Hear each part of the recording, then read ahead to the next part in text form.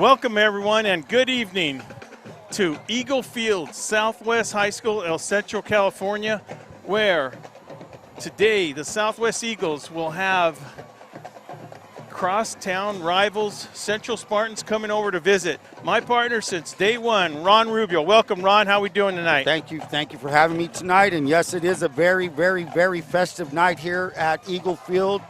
We have crosstown rivalry, as you said, Central Spartans 4-4 versus the 2-6 Southwest Eagles, Will. And a little different, but it hasn't been too different for us. We have another Friday night edition on a Thursday night, Ron. We're kind of getting used to this, Ron, playing on Thursday night, and the reason being is one of them for sure is the lack of officials. That's been the biggest key reasons.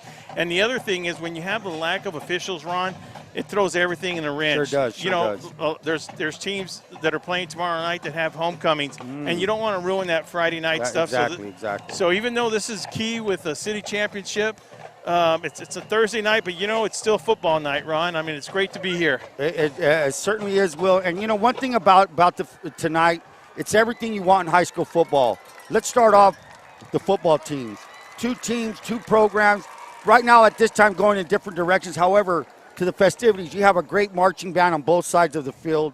I mean, you couldn't ask for a better night. You have the Central Spartan, the great Central Spartan band. And I'm not too sure what nickname they go by, but let me tell you something, folks. If you're not here, watching it on TV does not give it justice. This is just great glamour. It's glitz. It's everything you want. So as you said, back to football. And guess what? I'd rather, playing on a Thursday night, it is what it is. We're rolling with the punches. You have to do it, Will. You have to do these kind of things. What I'm most proud of is getting through the season. We're in week 9. Guys are playing their 9th game where I bet you 2-3 months ago, let's say in June, nobody thought this was going to take place, man. Right. So kudos to everybody that's here. And as we see the Spartans coming on the north end of the field. The football field runs east and west, folks. Yeah. Ron, you make a very good point. When you go back to in the middle of summer or a little bit of summer, everybody's in their mind was still thinking, hey, are we going to get to this point? Yes. Or remember the other thing when we were in San Diego, the thing at El Cap High School was, hey, guys, we're going to try to get as many games as we can because you never know when they're going to shut it down. But look, it's week 9, it's city championship, and we got the official word 2020, what it was called. The game is did somebody forfeit? Remember there was the COVID deal and all that stuff. So it was not on the record. So they just took 1 year off. So you got to go back to 2019 for the records on that when they last played the city championship. So and speaking of Southwest, Ron, let's talk about Coach Haynes. We've liked him since day one. He showed up. That personality of his, Ron. The personality of Coach Haynes sure is. It's his 3rd season. Now, it's not your normal 3rd season. Why? Because of the prior season, which we now are calling the spring season. Yeah. So that being said, he just had the 6-game run or 5 or 6 games that he had. Did he get traction on what he started the season before that? And I wouldn't say maybe not. But the good thing that happened to a lot of teams that are trying to get their programs back on track is they ended in April, and 2 weeks later they were back on the field.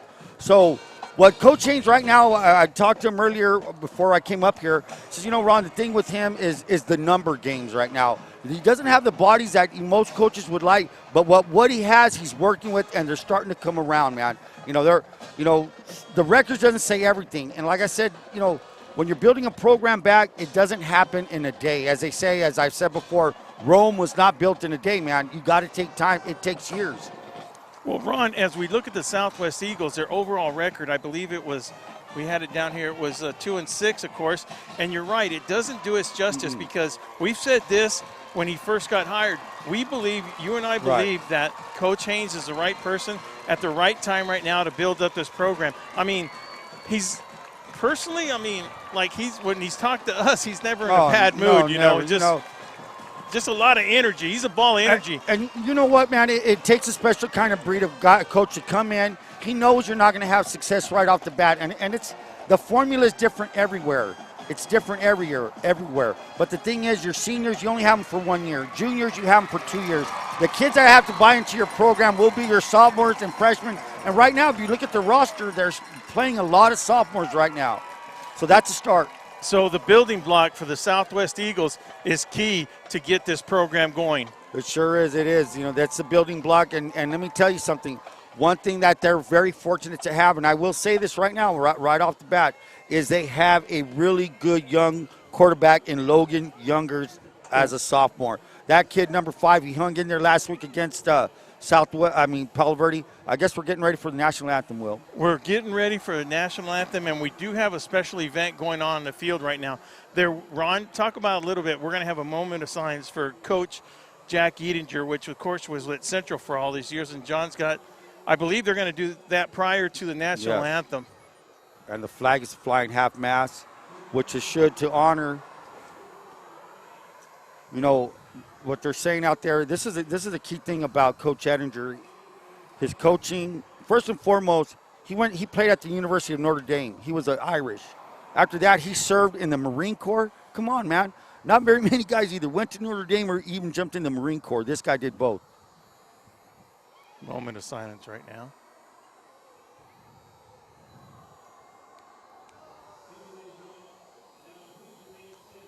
And what's pretty cool about that whole deal is that they got to honor Coach Edinger. I mean, as an official for, you know, those years, I still remember him on the sidelines. And now we get ready for our national anthem here.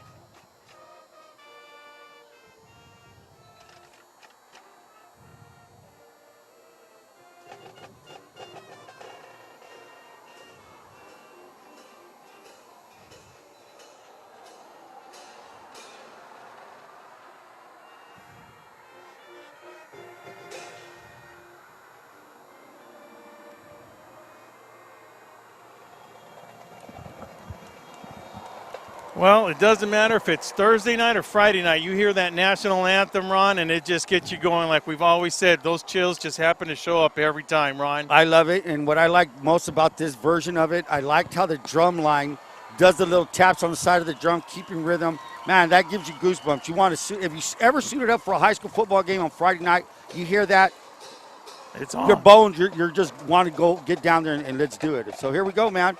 Ron, before we talk about the captains from both sides right now, Ron, what about this crowd? This is great to see Southwest fill up the stands, packed house, people still coming in. I mean, this, like I said, man, this is going to be a real super cool thing. So the captains, well, first of all, let me announce the referees for tonight's game. For tonight, guys, we have head referee in the white hat tonight is Jesse Jackson. Benny Carter will be your umpire. Nathan Beacons will be the back judge. John Robb will be the flank official, and Randy Ross will be the other flank official. So right now, as we get ready, Ron, to call out the captains in the coin toss. You have number 88, that's Derek Mankin, tight end. You have number 44, that's Carlos Salcido, a linebacker. You have number 75, Memo Lopez, who is a junior on the National Olympic team throwing the disc for the country of Mexico, and also Seneca Haynes, number 61. I don't have the Spartans just yet. And out there and joining the field are the El Centro City Council members to actually do the coin toss, or at least witness the coin toss, right, Ron? It's number... okay, well, one of the captains for the Spartans will be number 10. That is Skylar Cook. Number 64. Is that 64, Jace Ramirez? And the coin toss is thrown up, and...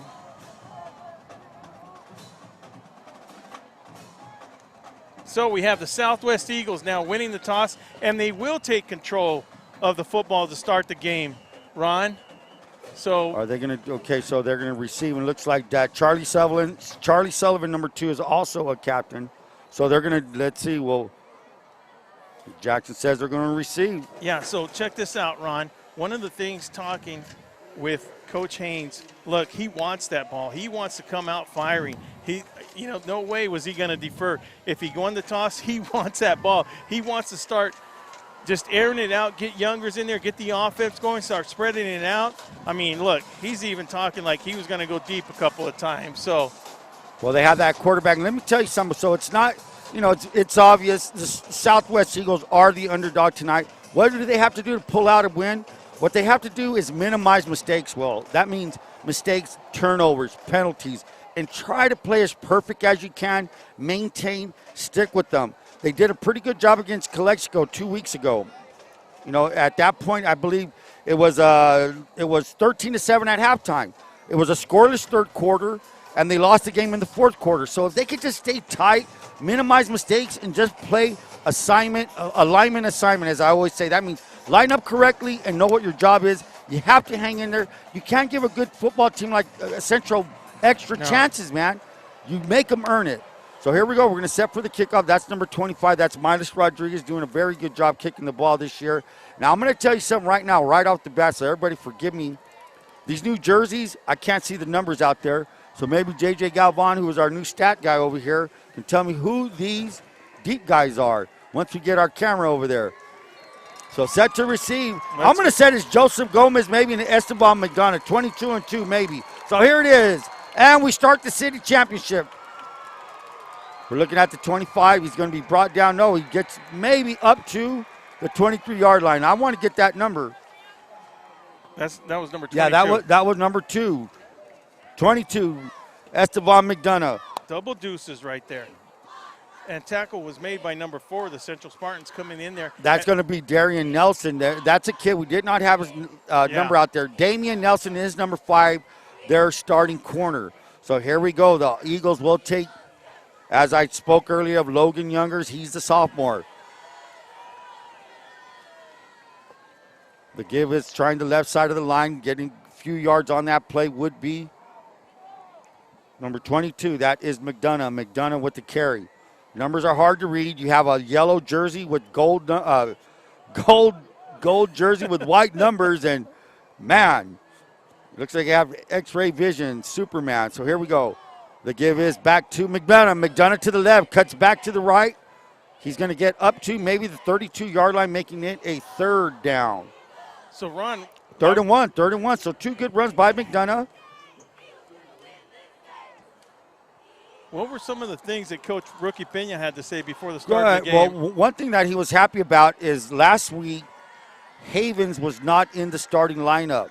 That was Brennan Havens. He was out of the game last week, number 73. He's happy that he got him back, and it's business as usual for the Spartans. They give back to McDonough, and nothing there. On the tackle will be, let's see. Number 2 for the Central Spartans. Charlie Sullivan and number 68. That's number 68 for the Spartans. That's Nicholas Jimenez. And we're going to be calling that number quite a bit. That number 2 makes a big difference on both sides of the ball, Ronnie.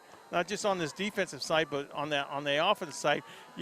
With him going in that Wildcat formation, which they used a lot last week. That's their running game. They like having Sullivan back there. So now forcing the Eagles to punt and back to receivers. Number 8, that's Elijah Perez. Plays also cornerback. I'm not sure of that number. What's the number of that punter? We'll get it once we. So the punt is, as he's standing at the 40, takes a bounce at the 35. Perez lets it go, and it's going to take a great bounce for the Eagles all the way back to the 25. So the Spartans will take over first possession with 10:01 remaining, starting at the 30-yard line. 25, I'm sorry. And the punter for that is number 15, A.J. Salazar. A.J. Salazar, He's also their kicker and their punter on that, so that's just. He's a place kicker and punter, correct. Yes, he does all the kicking duties for the Southwest Eagles here. So the Spartans are taking up where they left off last week. They've been hot the last few weeks. They beat Imperial Tigers 28-7 last week. 2 weeks ago was 42-6, I believe, over Calexico. So here we go. We have trips to the left. Rodriguez swinging out Sullivan. Spot pass to Marini. Marini Up to the 30. He's up to 35. He's up to the 40. And he may go. And he is gone. If no flags and if he didn't step out of bounds, but yes, he did. Looks like they're going to spot him at the 46-yard line. Trying to walk the tightrope over there. Didn't get it done. But guess what? Over a 25-yard gain on that play. Ron, one of the things that Coach Haynes had also mentioned, that's one of the things he had to avoid was to have the Central Spartans get off to a good start like that. Well, let me tell you something. Last week against Palo Verde, Southwest defense was hanging in there, but the problem was they were giving up too many big plays against Palo Verde. We'll get back to that. So here we go, trips to the right. Are the Spartans coming out fast? Yeah, they are. Rodriguez against ball pass incomplete, intended for Marini. Gavin Marini is a junior. Gavin Marini, another, I would say, another weapon that rookie Pena is now starting to bring out again. You got Skylar Cook out there for number 10. You've got this freshman.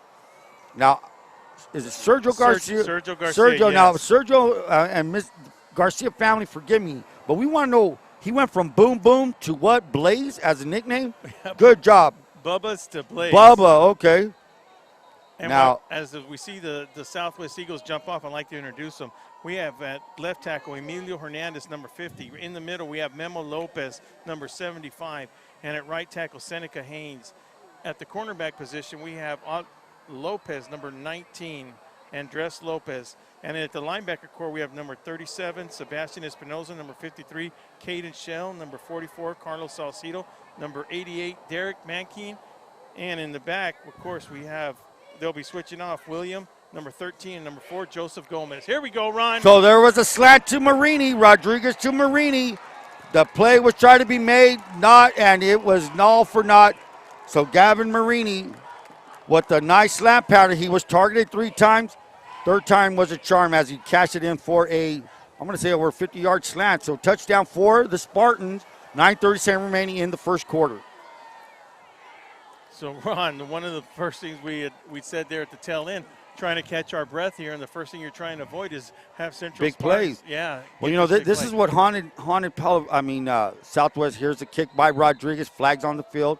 One of the key things I caught on watching the Palo Verde Southwest game is they gave up too many big plays on defense. Now, big plays are 20 and above. They had runs of 21, 22, 33, and 58 yards. 4 big plays, man. Those are big plays, and a pass play of 42 yards. That's 5 big plays. They have to minimize that. Ron, you're talking against the Palo Verde team? But yeah, this is last week, the defense. So the defense can't afford to have another game like that. Otherwise, it's going to be a quick and short, long night for Southwest. But here we go. It's 7-0 with 9:37 remaining in the first quarter. Ron, and that's a whole nother subject when you're talking about that Palo Verde team. Oh. I mean, Hopeville went down there and ended up, losing that match, with the score of 40-8. Now, there was a lot of teams that were concerned with Palo Verde, but not in the depth where you're looking at a 48 to score against a Hopeville, a very good Hopeville team that gave Imperial a very good game. Yeah, see, that's, that would be interesting to see what Palo Verde could do, back in the IVL. Or having a round with some of these, with some of the other teams. Looks like Coach has things going down there. Coach Wally. Coach Wally, good guy. Got to meet him over the summer 2019, pre-COVID. Wally Grant, great Wally guy. Grant, sure is. Miles Rodriguez set to kick. Back to receive will be number 24. That is Joseph Gomez and 22 Esteban McDonough. The kick is kind of short.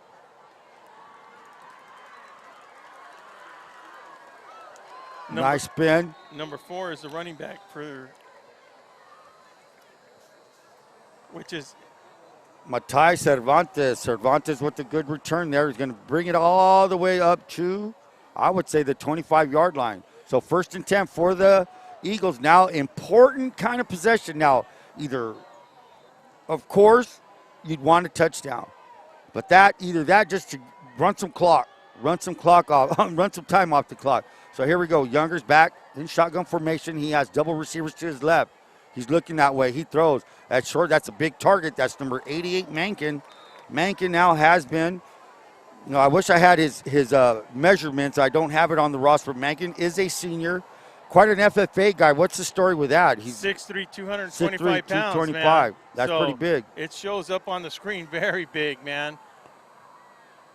Ron, a little bit about the second series on the Central defense coming up. The one thing that the Southwest Eagles want to do is keep the Central Spartans offense off. So they're going to have to do something about this defense. And like Coach said, he wants to open it up. He wants to spread them out so he can. The one thing that he wanted to do early in the game, Coach Haynes, he wanted to get Logan to release that ball. Just 1-2 step, boom, get it out. 1-2, get it out. Because he knows how quick this defense is. They are. They're really quick, correct. And that was one of his goals. So let's look for that to see, that's going to be the key to Logan. That eliminates the pressure for him and maybe gets the ball to an outside slant guy or to the tight end, which if we're going to have to rephrase what a tight end is. Nobody seems to use that anymore. Younger's looking. Younger's is going to pull it. He's going to run. He's at the 25, slides very smartly. Sullivan on the stop there. But when you have guys like Jared Martin, number 22, Israel Rascon, 59, Michael Fisher when he's in the rotation, and Nicholas Jimenez, those guys chasing you, they need the Southwest Eagle offensive line needs to block for this kid, needs to block for Youngers. You need to give him some time. So we're looking at a 3rd down and 9. 8:17 to go in the first quarter. Youngers again with the empty set. He's looking. He has time. He's rolling. He's going to have to tuck that under. And, yes, brought down by none other than 68. That's Nicholas Jimenez. Jimenez, pretty quick for the size of kid he is. Yeah, no doubt, Ron. Good quickness. And you're going to feel when that guy hits you, especially that little sprint, anything between 10 yards, he gains enough speed to just be able to lay that wood down on you. 4th down and 8 for the Eagles. That's A.J. Salazar in the punting formation, back to kick. Now, Aiden Salazar, if he's number 15, he sure looked a lot taller in the other jerseys. Good snap. The kick is up, and he pops it kind of up. Bounces at the 48. It's going to be at the 49-yard line. So 1st and 10 for the Spartans. Great field position for their second possession. And while we have a moment, I'd like to say a special thanks to some of our sponsors. Graphic Industries, located at 535 East Street in Brawley. Give them a call, 760-351-9312. Frank wants everybody to know that he does have now in stock and available at all sizes Bell Game shirts on sale right now going on. So make sure to stop by at 535 East Street in Brawley. Frank's Graphic Industries. Rodriguez looking. He's looking for a slam, but there's flags on the play. Intended for Skylar Cook. Incomplete. So, Ron, as we take a look at that penalty right now, I know it looks like it's going to be illegal motion or illegal shift against the Central Spartans. Ron, we did see quite a bit of penalties last week, though, Ron, and most of them, to be honest with you, were self-inflicted. A lot of jumping off sides. Kind of a rare thing to see in Week 8, Ron? And a lot of offsides, and, it was a big game. You're a little bit antsy on the defensive line. But you'll see more illegal shift or procedure on the offensive side. Defense, you're supposed to just look at the ball. Here it is. Marini again. Marini at the 40, 45, 50, 40, 30, 20. Is he going to cut back? Yes, he does. Cuts back, and he's going to run in. Touchdown, Marini, down the left sidelines. Touchdown, Spartans. So that quick pass, again, that's something they see they could use. They're going to use it. They're going to run it till they stop it. 7:04 remaining. We now have the Spartans 13, Eagles 0. And J.J. Galvan, our stat guy, is telling us that was 60 yards right there. That was 60-yard touchdown on that little screen pass that Central's done good all season long. They're getting it down pretty well, especially with 7:04 to go in the first quarter here, Ron. Kick up. Miles Rodriguez knocks it through. So, as Will said, 7:04 remaining. We now have the Spartans 14, Eagles 0. Hart Insurance, insuring our local community for over 70 years. Make sure and give Liz or anyone inside both offices located in Brawley and El Centro a call at 760-344-1400. And I can attest to that. Liz and her staff, they do an excellent job because I've had to use them quite a bit. Nava Commercial Real Estate. Whether you're buying your first home or your dream home, Nava Capital and Real Estate have your mortgage solutions. Contact George or Roseanne at 760-623-1050. Set to kick is Miles Rodriguez. That's number 25. Deep to receive is number 2, Joseph Gomez, and 22, Estevan McDonough. McDonough, shifty runner in the backfield. Returns kicks pretty well.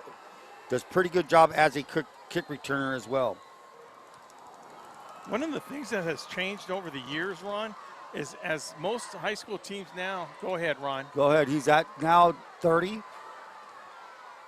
And a decent return, maybe up to the 32-yard line. So good field position. Continue, Will. Sorry. So one of the things that has been over the years, and you've seen it a lot coaching all these years, and in the referee business we saw it, you used to have a lot more time where, for instance, during the whole play, you used to be able to run 45 plays on offense, right? Now these teams are running 65-plus plays, especially with the no huddle and stuff like that.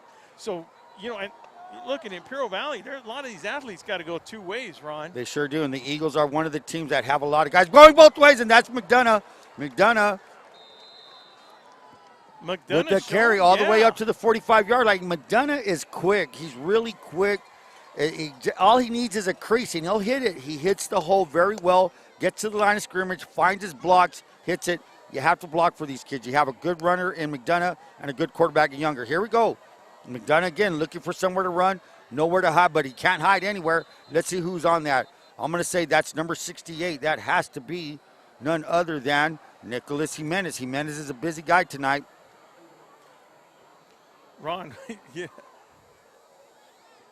If that Jimenez gets going, that's just going to get him fired up. These boys on the Central defense, they're a little fired up tonight, man. Well, you have Jimenez at number 68. Israel Rascon, you're probably going to hear his name, number 59. Martin is a freshman. This kid's coming on. He's on the edge right now. Younger's looking. He's going to swing it out. Now, is that Mankin? Yeah, that's Mankin, number 88, 225. So that's a big target. Yeah, that's a big target. Mankin gets the ball out inside Spartan territory to the 49-yard line. So it's going to be a 3rd down and 4. Credit to Coach Haynes, Ron. That passing, hey, listen, let's go back. Let's do a little bit of run, keep them honest a little bit, run it up the middle, and then go back to the pass. But whatever it is, they're on the other side of the 50-yard line on the 3rd possession for the Southwest Eagles. Younger's trying to roll. Younger's tries to get the ball out, and it's going to be completed and just short, maybe by 2 yards. Now, coming off the edge was Martin. And so they tried to roll out. Younger's not there. Good defensive call. Did what he could do. Not enough for a 1st down. Punting formation for the Eagles. And that's number 23, I believe. That's going to be the punter. So we're able to look on the monitor how crystal clear we can see the numbers. From up here in the press box, no way. It is not Aiden Salazar. And I'm sorry, Aiden, but I know that's not you, number 15. It's a fake. Oh, Seneca Haynes with the option. It was, hey, let it all hang out, Coach. Listen. So that was an option play. Yeah. Not successful. And the Spartans will take over at the 46-yard line of the Southwest Eagles. So, man, hey, Haynes pulling out all the stops, 4:41 remaining. And why not, man? Why not? Have a little bit of fun while you're doing it. Yes, Listen, sir. He knew. Coach Haynes knew this was going to be a tough game tonight, but that doesn't mean he was just going to roll over either. So, you know what? Let's have a little bit of fun. Let's catch him off guard. Let's see what we can get with some of our trick plays on the offensive side of the ball. Yet to see an offensive run by the Spartans, and now here it is. Here comes Cook. Cook to the right, sweeping right, cuts his way up to the 40, and brought down by Mankin, number 88. That's a good play by the tight end. Also, I'm pretty sure he plays outside backer. He plays that outside backer. And, like I said, he is one of the biggest. He looks like that left tackle that they have that he plays alongside of him, and one of those key players that goes both ways for the Southwest Eagles. Mankin is a senior. So here we go. Sullivan yet to touch the ball as an offensive back. Trips to the left. And that's Rodriguez with a shoulder dip, and he's looking for her. And he had 2 guys to choose from. And did he go through the hands of Cook and into the hands of Artie Estrada? Artie Estrada, number 9. Artie Estrada with the catch. I think that ball went through the hands of Cook and into the hands of Artie Estrada. So, look, everything's going the Central Spartans' way right now. Even when they have two receivers right next to each other on that pass play, they still come down with it. You know, we've seen it where it hits their hands and they weren't able to catch it. Now, everything going the Spartan way right now, Ron, with 3:44 to go in the first quarter. Set to hold is Hayden Hernandez. The kick is up by Rodriguez, and it is good. So with 3:49 remaining in the first quarter, we now have the Spartans up El Centro 21, Southwest Eagles 0. VSN right back.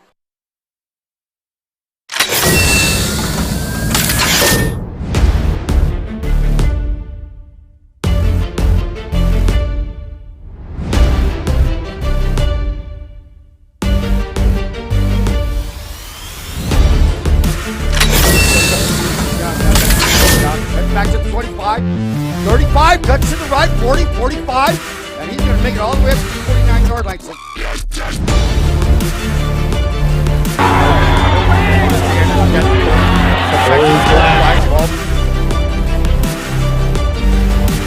right, he gives us 6 out of 10. That's the 40. Just cuts back, 7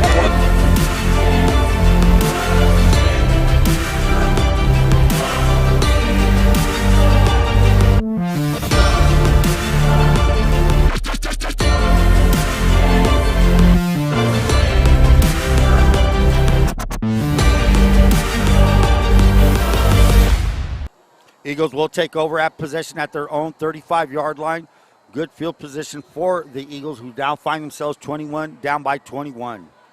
And tomorrow, if you're watching games, you want to check the scores on everything, make sure to go valleysportsnet.com and check out our website. Younger's being rushed. Younger with the screen sets it up to McDonough. McDonough at the 40. McDonough cuts back, 45, 50.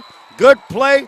Tackle out of bounds by number 21. That has to be Angel Ortiz. Ortiz has something, little hoodie hanging outside of his jersey, but I know that's Angel Ortiz, number 27. Now, Ron, I said it earlier. Coach Haynes is still going to pull out every trick he can. And that, I mean, that's not a trick play. By no means is that a trick play. That's a staple in their offense. Yeah. They run it pretty well. It's a good screen. They also have a tight end screen, so the Spartans have got to be, if they're going to bring that blitz, if they could figure out where the blitz is coming from, you throw a receiver in that area. Youngers fakes. Youngers looking. He's rolling to his left. He cuts back, runs into his, looks like Seneca Haynes, and he's going to get back to the line of scrimmage, maybe gains a yard. So that's the deal here. If you can give this kid protection, he has a chance to do something. But if he's going to be running around like this, then maybe you have to cut your routes off, make them shorter. But like you said earlier, Haynes wants him to get rid of the ball. Let him buy a little bit of time. So here we go, 2nd down and 9 for the Eagles. One of the things he also said, let's see if we see any bootlegs out of Youngers. They could do that pretty well. He does read option. Here's McDonough. McDonough to the 45. McDonough to the, let's say, 41-yard line, short about a yard and a half. So if they could get McDonough around that end, that's pretty good. Now, there's some things. The Spartans are a very aggressive defense on the edges. Whatever they have in their playbook, if they could come to that, cut underneath the pressure that's coming from the outside, they may have a chance at moving the ball. So 3rd down and 2. Big possession, Will, for these Eagles. Will, they have to get something on this possession. McDonough trying to go up the middle, nothing doing. Brought down by Sullivan's there. Number 74 is there for the Spartans. Assortment of Eagles there. That's Jose Vargas. Vargas is a senior.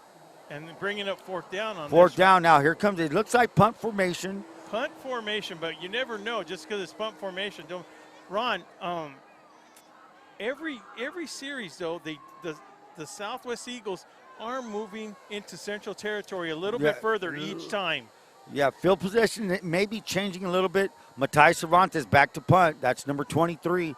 I'm wondering what happened to number 15 of the Eagles.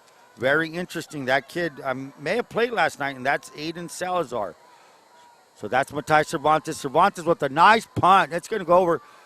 Torrez just lets it go. They're going to let it bounce. Takes an Eagle bounce all the way to the 5-yard line. So a great, fortunate bounce for the Eagles. 95 yards away are the Spartans from hitting pay dirt. And I'd like to say welcome Lettermans and Bros. If you've earned your Letterman's jacket, whether it was in softball or baseball 2020, make sure and give Dan a call at 760-693-5034 and make sure to check in with them after this football, cross country, girls volleyball, and any other, what would we call this? Is this a summer season, Ron? This is as we get ready for the play right here. Make sure you give Dan a call at Letterman's and Bros. Gain of 7 on the play, second down and 3. So now the Spartans are settling in. They've been coming out firing on all, just throwing that ball around, spreading it around. I wouldn't say spreading it around.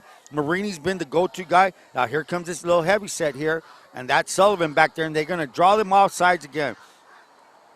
Now, you want to go in there and make the play. I'm not sure what number that is, but you have to watch the ball on defense. That's one of the most, that penalty right there, jumping off sides, drives coaches crazy. Defensive linemen, backers taught to watch the ball. 1st and 10. Sullivan again, he's going to just try the right side and gets a little push on that. Brought down. When it's a scrum like that, it's very hard to see who made that tackle, but getting up off the bottom of that pile, unknown. Number 54. 54 for the Eagles, and that would be, I'm going to say that's Justin Tapia, defensive lineman, who goes both ways. What grade is Justin Tapia? And I have a relative by that name, don't we, Jay? So that's going to end the quarter. So at the city championship here at Eagle Field, we now have the Central Spartans 21, Southwest Eagles 0. And we'll be right back after this.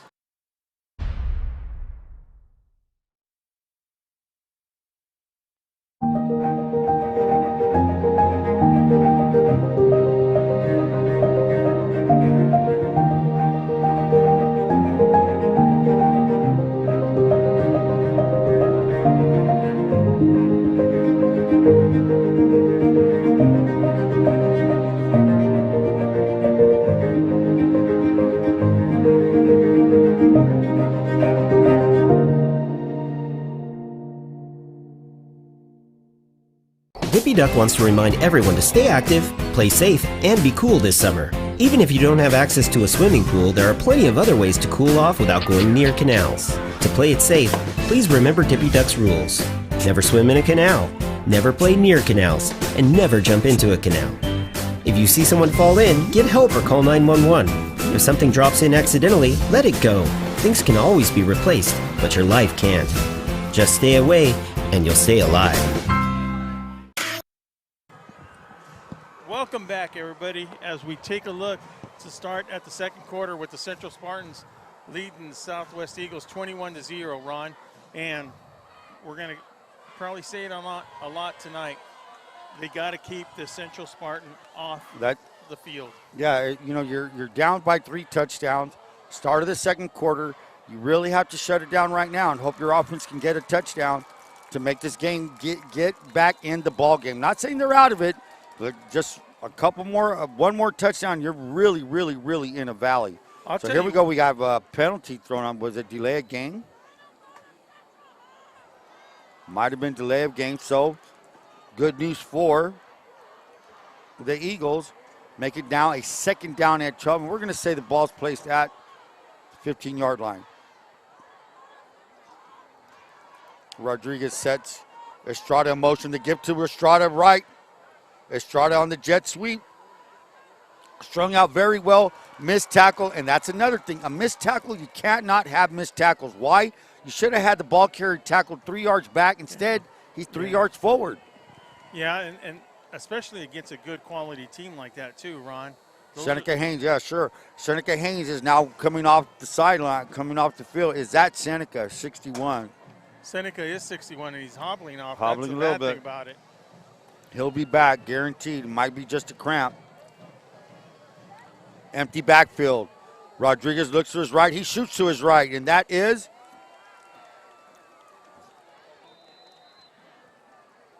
pitch and catch to Garcia, number 3. That is Sergio Garcia.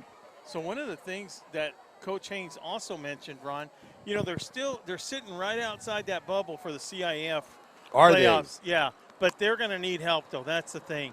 You know, if CIF goes with that 12-man team, which we believe they will, unless they want to add more people, you know, this is the last thing you want to see is, you know, going into the division, you don't want to see anybody hurt. So we have trips to the left for Rodriguez. Rodriguez is looking to the trips, but no, he's going to unload it. He's going deep, and it's out of bounds, intended for Garcia. Well defended on the play by number. And I'm telling you, there's people in texting me like saying, wow, you can't see these numbers, Ron? Not from up here, I can't, but down on the screen, beautiful numbers. That's a very new. I haven't seen this pattern for the Eagles. This must be new ones. No, it's their new uniforms for tonight's game. Cool. Yeah. So here we go again. 2nd down and 10. Marini in motion. Short motion to give is no. It's a slant intended for Cook. Overthrown. Now that's something. If you're a DB, you got to be on your heels now. Why? Central's been throwing. I'm going to say 90% of the time. I've only seen a couple of runs by Sullivan. They've come in that formation, the run set. And let me tell you, don't bank everything when Sullivan's back there in that heavy set. He's thrown a couple of passes out of it. Now, I do realize that the Central Spartans are leading 21-0, Ron, but you have to make those plays right there. Rodriguez pulls it. Rodriguez is going. Is he going to get a first down? Yes, he is. He's at the 50, cuts back to the 45, finds his way into maybe the 39-yard line of the Eagles. So that's another thing. Not looking ahead to next week, but I'm going to tell you something right now. You can tell what the Spartans are trying to do right now. Yeah. Well, I haven't seen the games we covered, I haven't seen it be this pass heavy as it is right now. But it is, and here we go. Rodriguez, and why not? You're starting to find your stride on your passing offense. It's getting better. The fake to Sullivan. Rodriguez pulls it. Rodriguez is looking. Rodriguez has somebody open, and that's Cook. Cook at the 10. Knocked down. Bobble the catch. And a great defensive play by number. That's 37, Ron. Number 37 that's Sebastian Espinoza. Coming in there. Wide open. Way to go, Sebastian. Number 37. Good play. Skyler Cook already 6 in his eyes right there. And Espinoza comes in there and is able to take the ball away for an incomplete pass. Well, the ball, luckily for Sebastian, that Cook either took his eyes off it, bobbled it, but guess what? He was on the spot. He was there to knock the ball loose. So great play by the defense. And it also, was there a penalty? Yes, there was a penalty against the Central Spartans.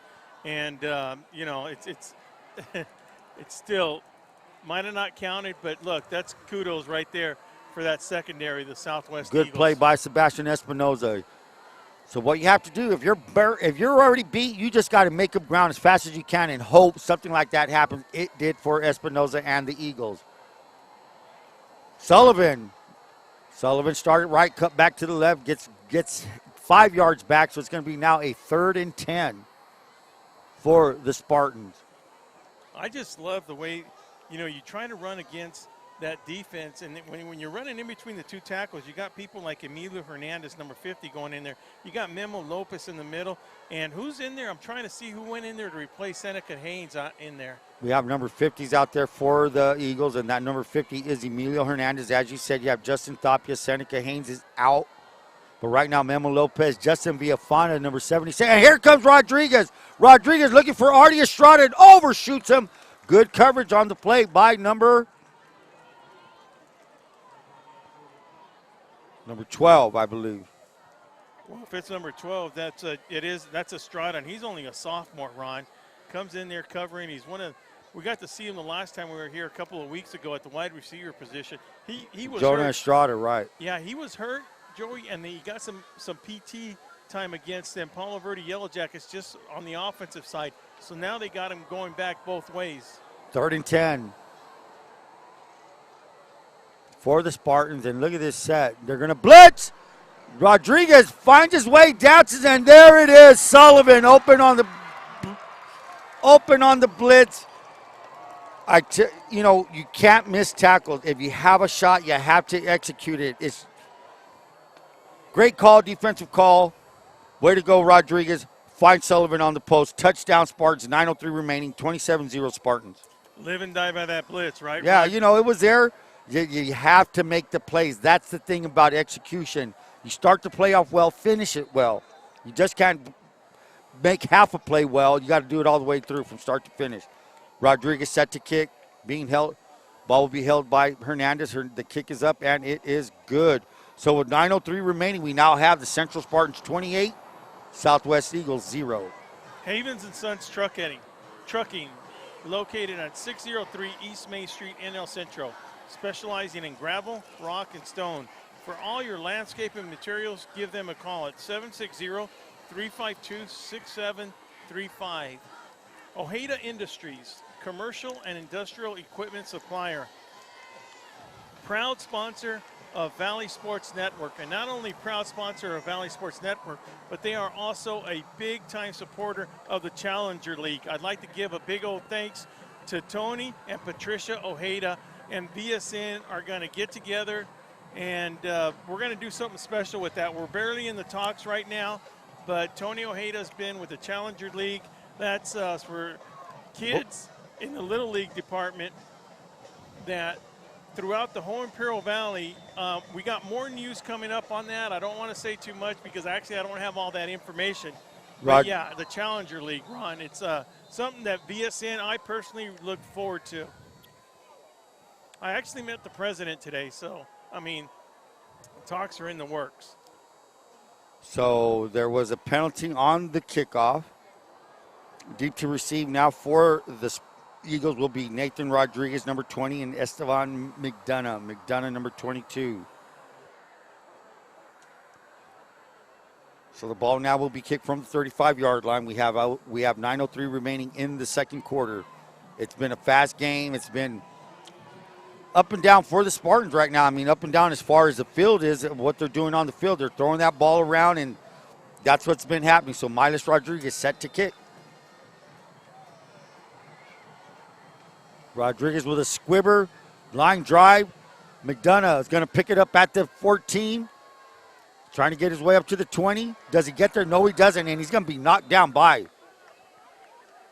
number 45 of the Spartans. Number 45 for the Spartans, that would be Albert Navarro. Good hustle by Navarro. Navarro is a junior. Good tackle on special teams. So they're going to take over. The Eagles will take over at the 19-yard line. And Ron, White, there's a thing from one of the good advantages from being up here.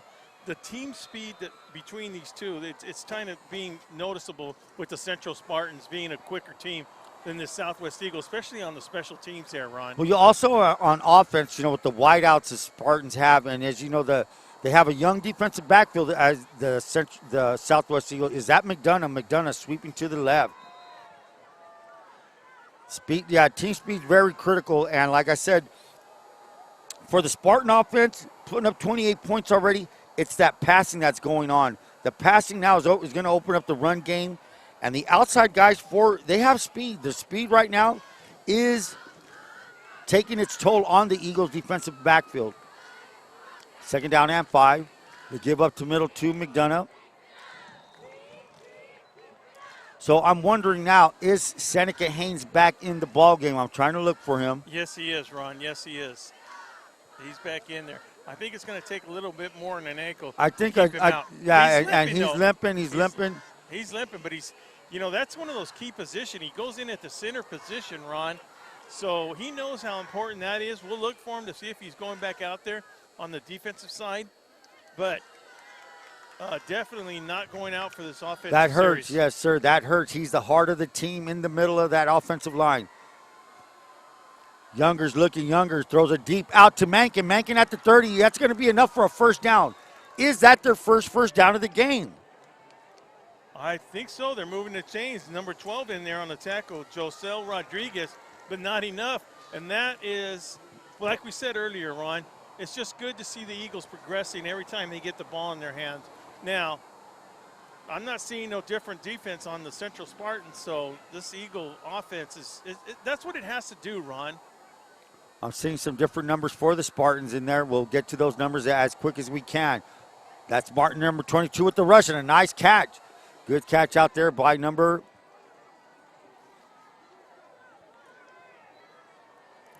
That's number 13 for. That would be William Lillian. Lillian is a sophomore. Tall kid, number 13, big target, and a good throw by Youngers, another sophomore. And once again, we got an advantage. I have a screen in front of me where I can see the numbers. Ron is with the naked eye looking on the field. Look, and believe me, fans, out here right now, I know, like on the screen, it's beautiful. You can see the numbers right here with the bright light shining on the white. It's very hard to read the numbers, so forgive us for not getting the numbers as quick as we can. So that's going to be a 3rd down and 4. That's what you didn't want to see, number 22. 22 McDonough comes a little bit gimpy off the field. Yeah, so 2 key players, and you're talking about 2 key players. You know, that's actually like losing 4 players because of the, you know, their exactly going both ways. So now here we have a big 3rd down for the Eagles at their own 40, at their own 39-yard line. Youngers looking, does he have time? He steps up, he throws, and it might have been picked off. Good defensive play by number 58 of the Spartans.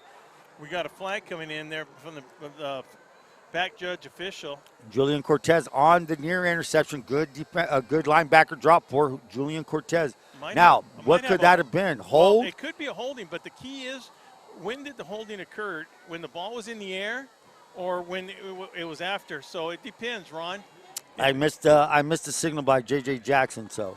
So that's going to be a hold, and that will only be 10 yards. So it must have happened, you know, prior to the pass. So that's why it's not a 15-yard pass interference. Got you. It'll be a defensive holding. Defensive holding, good enough for the Southwest Eagles now. The ball's placed at the 49-yard line. And the Eagles will take a 1st down any way they can get it. For sure.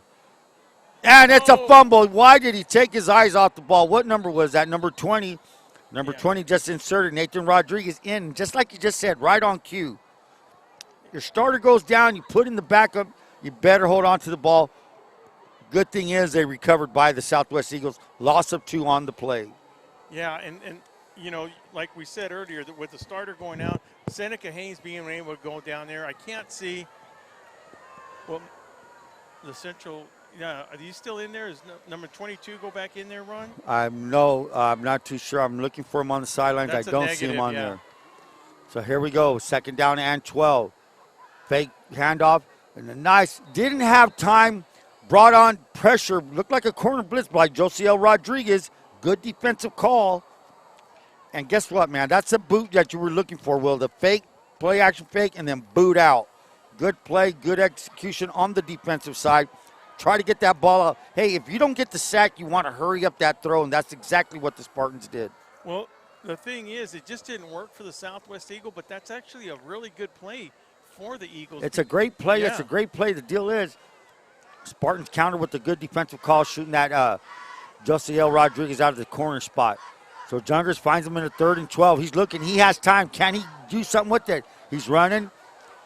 He better get rid of it.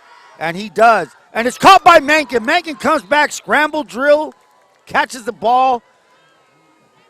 Well, beats having a sack way back there all the way to the 30-yard line. So Mankin comes up with the catch, but it's going to be a 4th down at the 50-yard line, punting formation for the Eagles. Well, we had a good block there by Jesse Jackson himself that gave Youngers a little bit of time to roll out to his right. So Matai Cervantes back to kick. If anyone can tell us what happened to number 15 of the Spartans, that's Aiden Salazar. Salazar, I'm pretty sure, plays on the JV team as well, maybe even quarterback. So there's Cervantes with another decent kick. Fair catch by Elijah Perez at the 20-yard line. So the field, it's kind of changing a little bit, but the Spartans taking over at their own 20-yard line. That beats being at the 40-yard line, so good thing for the Eagles. Field position kind of changing a little bit, but it doesn't seem to matter right now where the Spartans start offense, Will. Yeah, no, they're coming through. The thing is, Ron, this game is slow on the clock, but very fast tempo on the field with 4:27 to go at half. I mean, we're not even getting enough time to get the replacements in. Rodriguez, quick throw. That's going to be Garcia. Garcia now in a good tackle there. Well, I like by Mankin, and Mankin's all over the play. And, you know, one number that I haven't seen today that I saw real busy last week is number 44. That's number 44 for the Eagles. That is Carlos Salcido. I want to see Salcido get going. For that defense to click, Salcido needs to start getting in on some of the tackles. Yeah, he's that key defensive 44, player. he's a linebacker, right? Yeah, playing that middle inside linebacker, Ron. He is to keep the heart of that defense. Rodriguez pitches it out there. Not sure if it was intended for Marini. Good pressure up the middle. Makes him hurry to throw. 2nd down and 10 for the Spartans.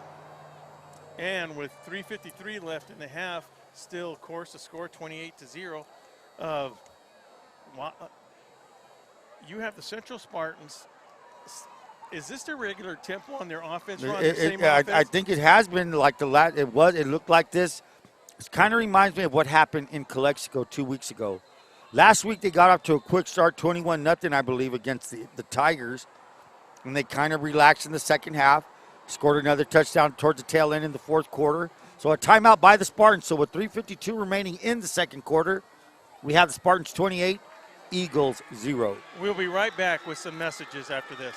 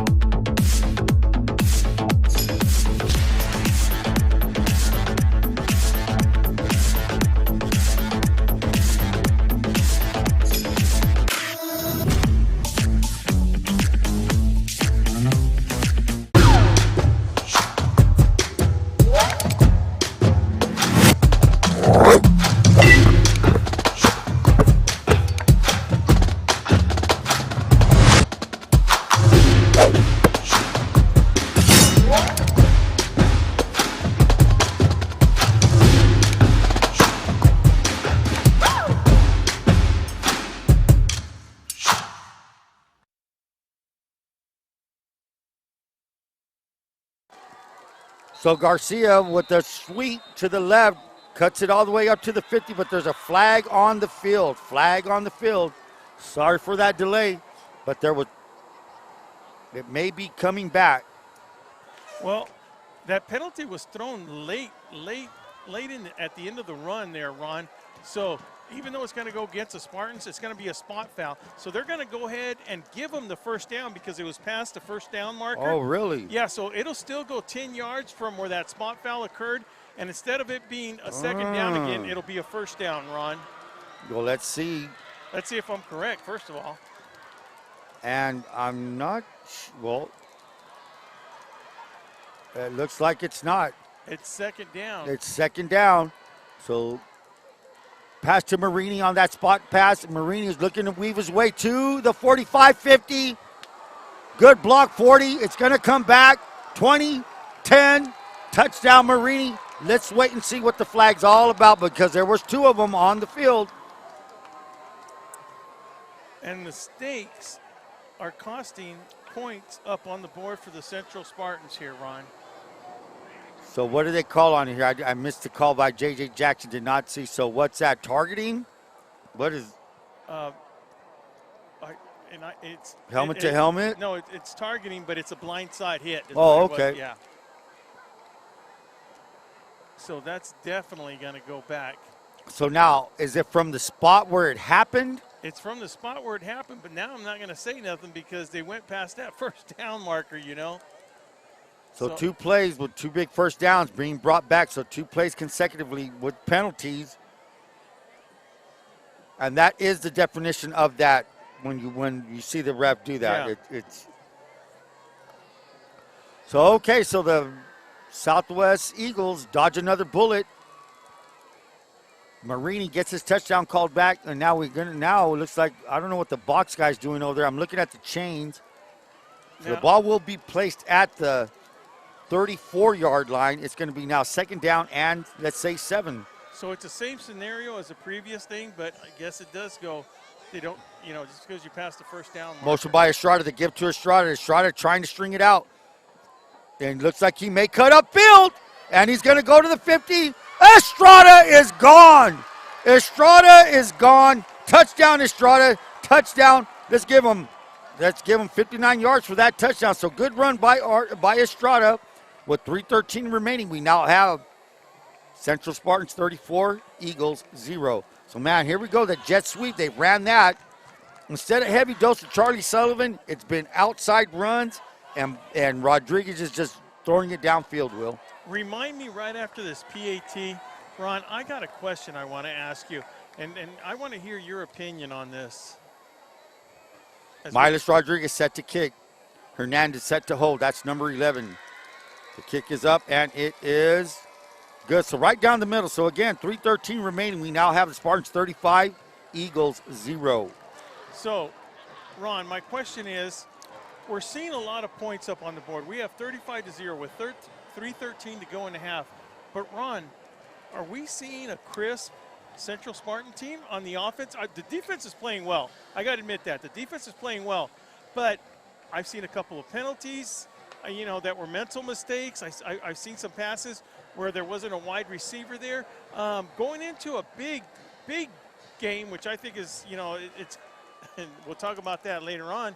But tell me about that. What are you seeing, Ron? Well, I'm just seeing, like I'm going to tell you something what Ricky Perry has always told us, and it's kind of like a broken record. He's not worried about the other team. He's worried about what he's doing. Yeah. So if they're giving him those routes, and he's going to take it, man. He's going to take advantage of it.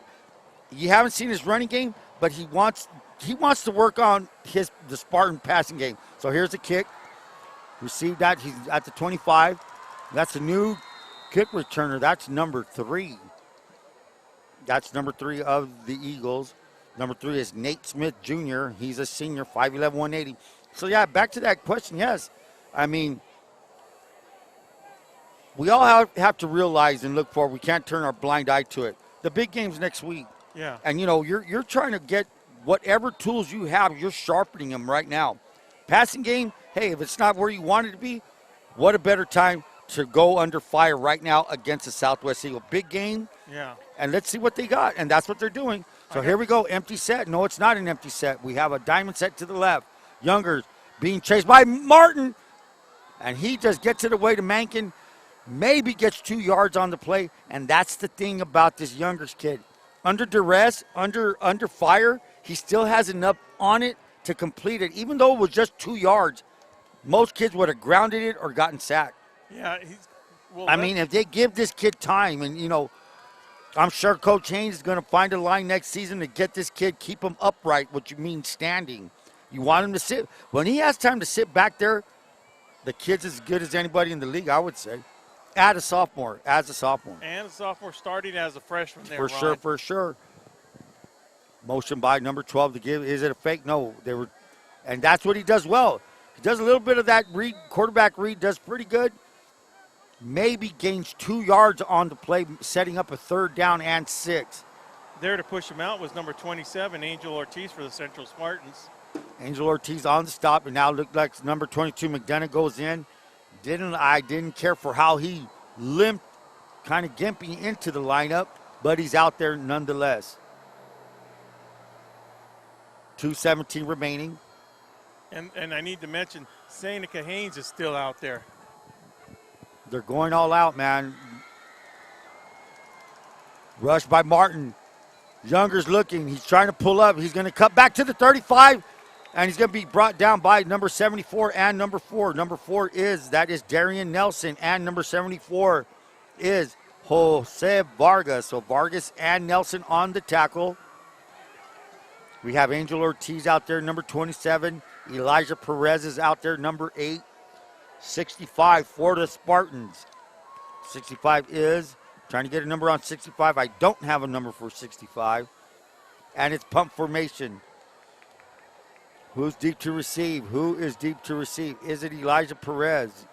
Elijah Perez. It might be and it may not be. Sometimes these guys don't turn around fast enough, and then the way they have all that stuff under their shoulder pads, it kind of crinkles up the number so you can't see it. Cervantes set to kick at his 25. He pops it up. Nice spiral pad kick. And it's a snub. And can this be? Could it be? No. You can't. So that's Elijah Perez with the muff punt. And you can't advance a punt. Can you explain that rule, Will? you can't advance a muff. So the difference between a muff and possession is run. So if he would have caught the ball, take it and run with it and had possession and then lost the ball, that would have been considered a fumble. Got you. On that right there, it was pretty obvious it was going to be a muff. I mean, to be honest with you. And so when it's a muff, that means he never gained possession. The ball went right through his hands. You can get the possession. But right where it was. But you can't advance it. You cannot advance it. So with 1:11 remaining, Coach Haynes is going to take a timeout, I believe. So with 1:11 remaining in the second quarter, we now have a timeout by the Southwest Eagles. VSN will be right back after this. Whether you're looking to purchase or sell, your next home awaits. Give the Dom team a call. With over 50 years of experience and over 100 years in the Imperial Valley, Andy and Doug can help you find the right home at the right price, fast. Visit us online at www.thedomteam.com and let Andrew and Doug find the perfect home for you. Call today, 760-337-8600. Welcome back. The Dom Team Real Estate Company serves the entire Imperial Valley with a full array of services limited not only to residential, but commercial and industrial ground. Give them a call at 760-337-8600. Youngers looking to throw. Youngers being rushed by Charlie Sullivan up the middle, and that's going to take it all the way back to the 46-yard line. So a loss of, let's say, a good plenty of yardage lost on that play. All the way from the 32 up to the 46, maybe loss of 14. And got to capitalize on that. Got to capitalize. I mean, you're almost here cheering because you want to see Southwest program improve. Listen, with Southwest being a better football team, it makes everybody better run. Yeah. So the Valley gets better when each school is playing good football. So here we go with the give us to McDonough. McDonough sweeps to the left. McDonough trying to get going off that bad wheel. 27 seconds remaining. Eagles have 2 timeouts left. Will they call them or will they just go into halftime as is? It looks like they may just maybe run another play. Coach Haynes signals it in. I talked to Haynes earlier, and he looked like Tommy Lasorda when Tommy Lasorda was a third base coach, man. He was just throwing up kinds of signs. That's in warm-up, so here we go. Last play of the half. Youngers looks for his tight end. Youngers dropped by Mankin. Should have been caught. Nonetheless, we're going to end the first half with the Central Spartans 35, Southwest Eagles 0. And Ron, this is going to be an interesting thing. We're going to start talking about next week a little bit in a while, but one thing I do want to do is when we get back from the commercial break, I want to talk about what we're seeing and what the expectations might be in the second half. So from Will Torrez, J.J. Galvan, Ron Rubio, we'll be right back after this.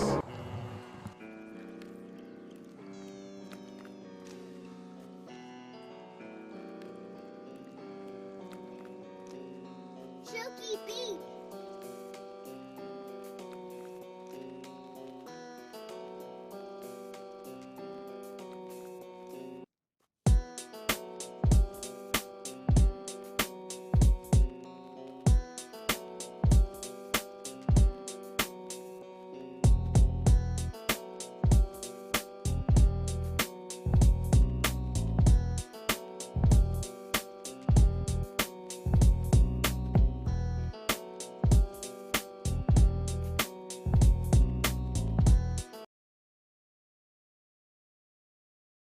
Hi, I'm Alexandra Zaragoza, and I'm from Valley Sports Network, and I'm here with Coach Haynes at Southwest High School in City Champs. I just want to know your thoughts on the score and what you think you can bring to the last quarters. Well, we got to stop the screen and protect Logan Youngers. If we can do those two things, we'll be in good shape for the second half. All right, great. That sounds amazing. Back to you, Will.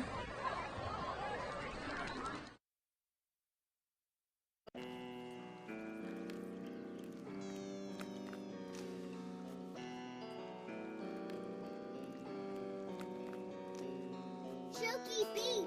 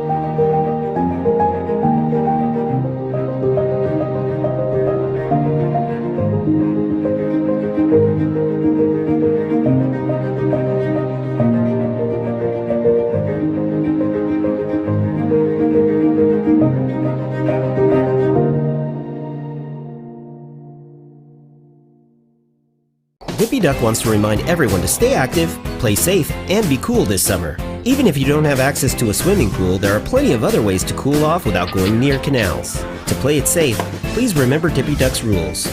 Never swim in a canal, never play near canals, and never jump into a canal. If you see someone fall in, get help or call 911. If something drops in accidentally, let it go. Things can always be replaced, but your life can't. Just stay away, and you'll stay alive.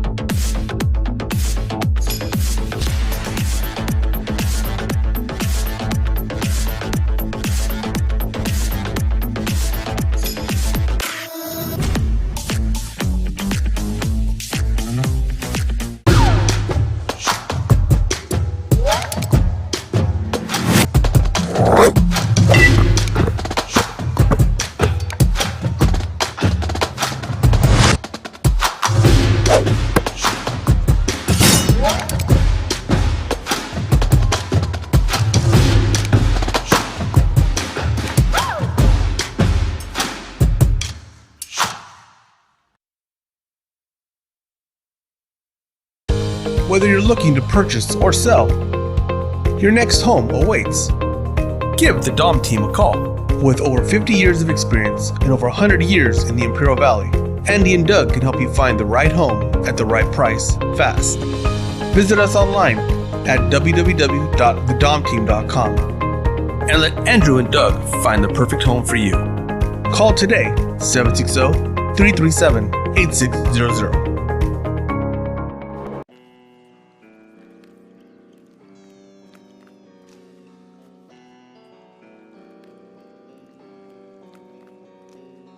Chunky beef.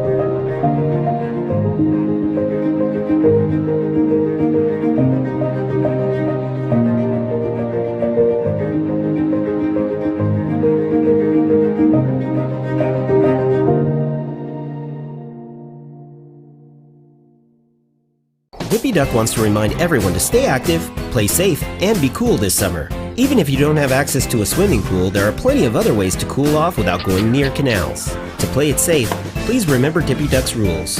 Never swim in a canal, never play near canals, and never jump into a canal. If you see someone fall in, get help or call 911. If something drops in accidentally, let it go. Things can always be replaced, but your life can't. Just stay away, and you'll stay alive.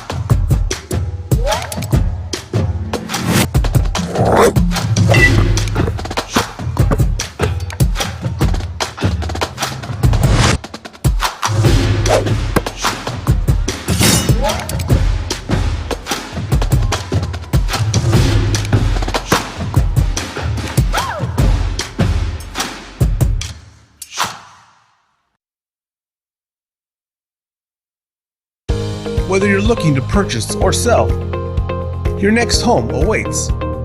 Give the Dom team a call.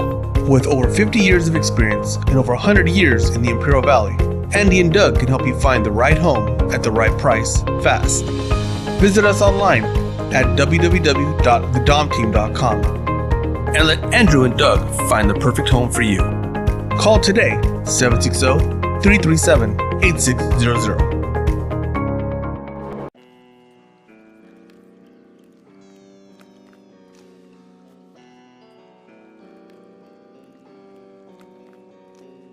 Chunky beat.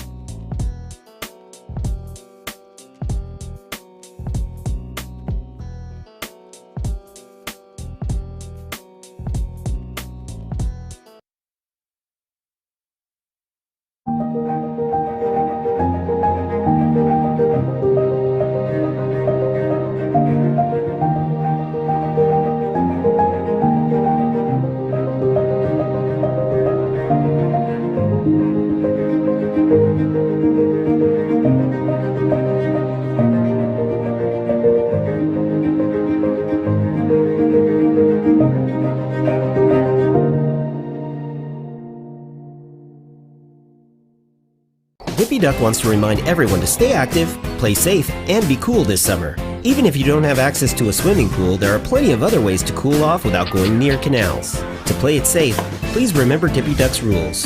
Never swim in a canal, never play near canals, and never jump into a canal. If you see someone fall in, get help or call 911. If something drops in accidentally, let it go. Things can always be replaced, but your life can't. Just stay away, and you'll stay alive.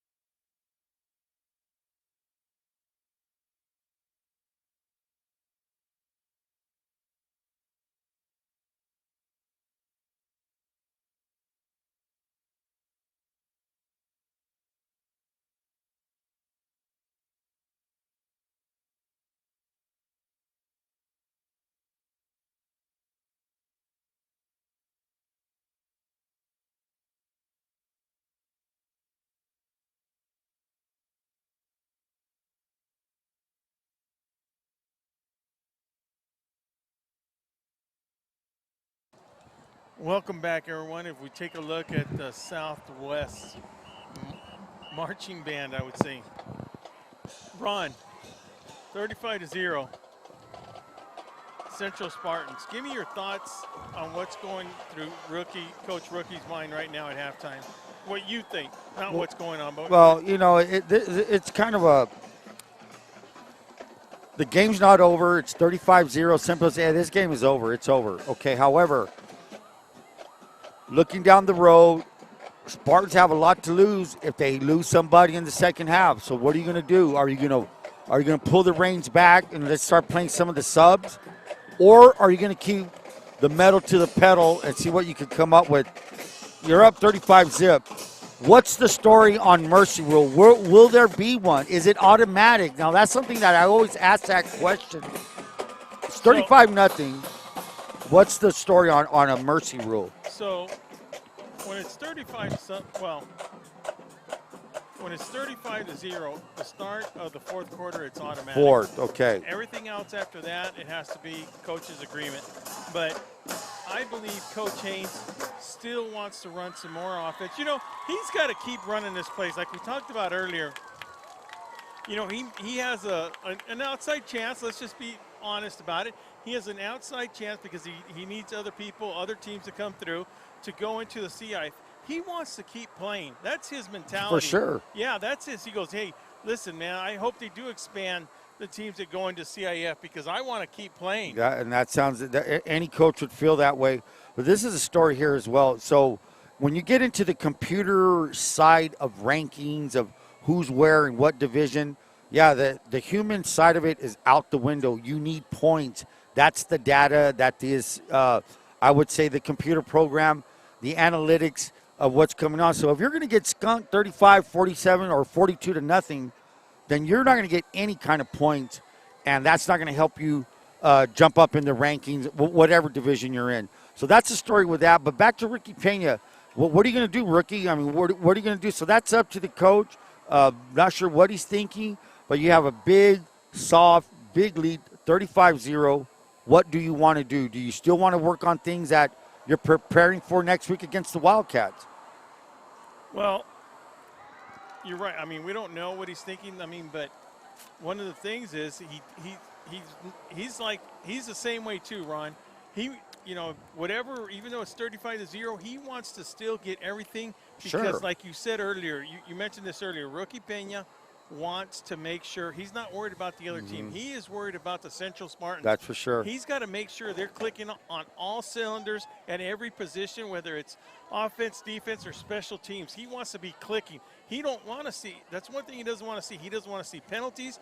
He wants to be going into next week and just flawless. Like, you know, however you want to look at it as a practice game, however you want to look at it, he's still got to finish, and he's got to finish healthy. You know, that's a key part too, Ron. Well, you know, there's certain terms that they use for games. Like you have a big game ahead of you. You know, it's not the current game that you're playing right now. I mean, even though this is titled the city championship, you're tuning up for that big heavyweight bout next Friday night, bottom line. So, as a coach, game experience, trying out your game plan can only be simulated in a game situation, and that's what's going on right now for the Spartans. I mean, they're going to come out here with 3:31 left in the halftime show. But anyhow, so that being said, we'll see what happens. I mean, you've got 35 points on the board. Your defense is playing very well. They're doing what they should be doing, bending a little bit here and there, but not breaking. They're making plays when they have to. And that's the deal, too. As coaches, you still want to be sharp in a game like this. You don't let your guard down. You want to know your coaching situations. Like, for example, on that one last possession by the Eagles, they got a good corner blitz by Josiel Rodriguez. Youngers fake to the right, fake to his left, and booted him. Boom, there he was. There was that defender looking for that tight end. If that corner doesn't blitz, you got that tight end open right there. So there are still things you're like you said, you're fine-tuning for next week. Let's just say that. You know, you're fine-tuning for next week as the Eagles come out ready for the second half. And so as tough as it has to be is to go into that halftime locker and keep that grind going. The one thing you didn't want to see is to see two key players hobbling off on the field, but give them credit. Look, they know this is not that big squad, so they know where they're used to the next man step up mentality, that they're the ones that have to step it up, Ron. Yeah, you have Seneca at center, going out for just a handful of plays, and then boom, he knows he's got to get back in there. You have to do that. He's a team leader. Kids look up to him. Look, man, he came out hobbling on that wheel. He has a bad will. And then you have kids like, Guillermo Lopez going up there, hey, Seneca, I hope you're doing well. And that's the thing, you're fighting with your brothers. I mean, you're looking at the scoreboard. You're down 35-0. Hey, I've been on teams where you get smoked like this, and you don't give up, and you just keep fighting. That's the heart of a warrior. When you're a football player, put on a helmet and shoulder pads. You cannot give up. No matter what the score is, you just cannot give up. You just got to keep fighting. Well, to tell you the truth, Ronnie, thank you for that analyst philosophy that we so much depend on at VSN, because you've been there, you've been in that locker room many a time, yes. 30-plus years now.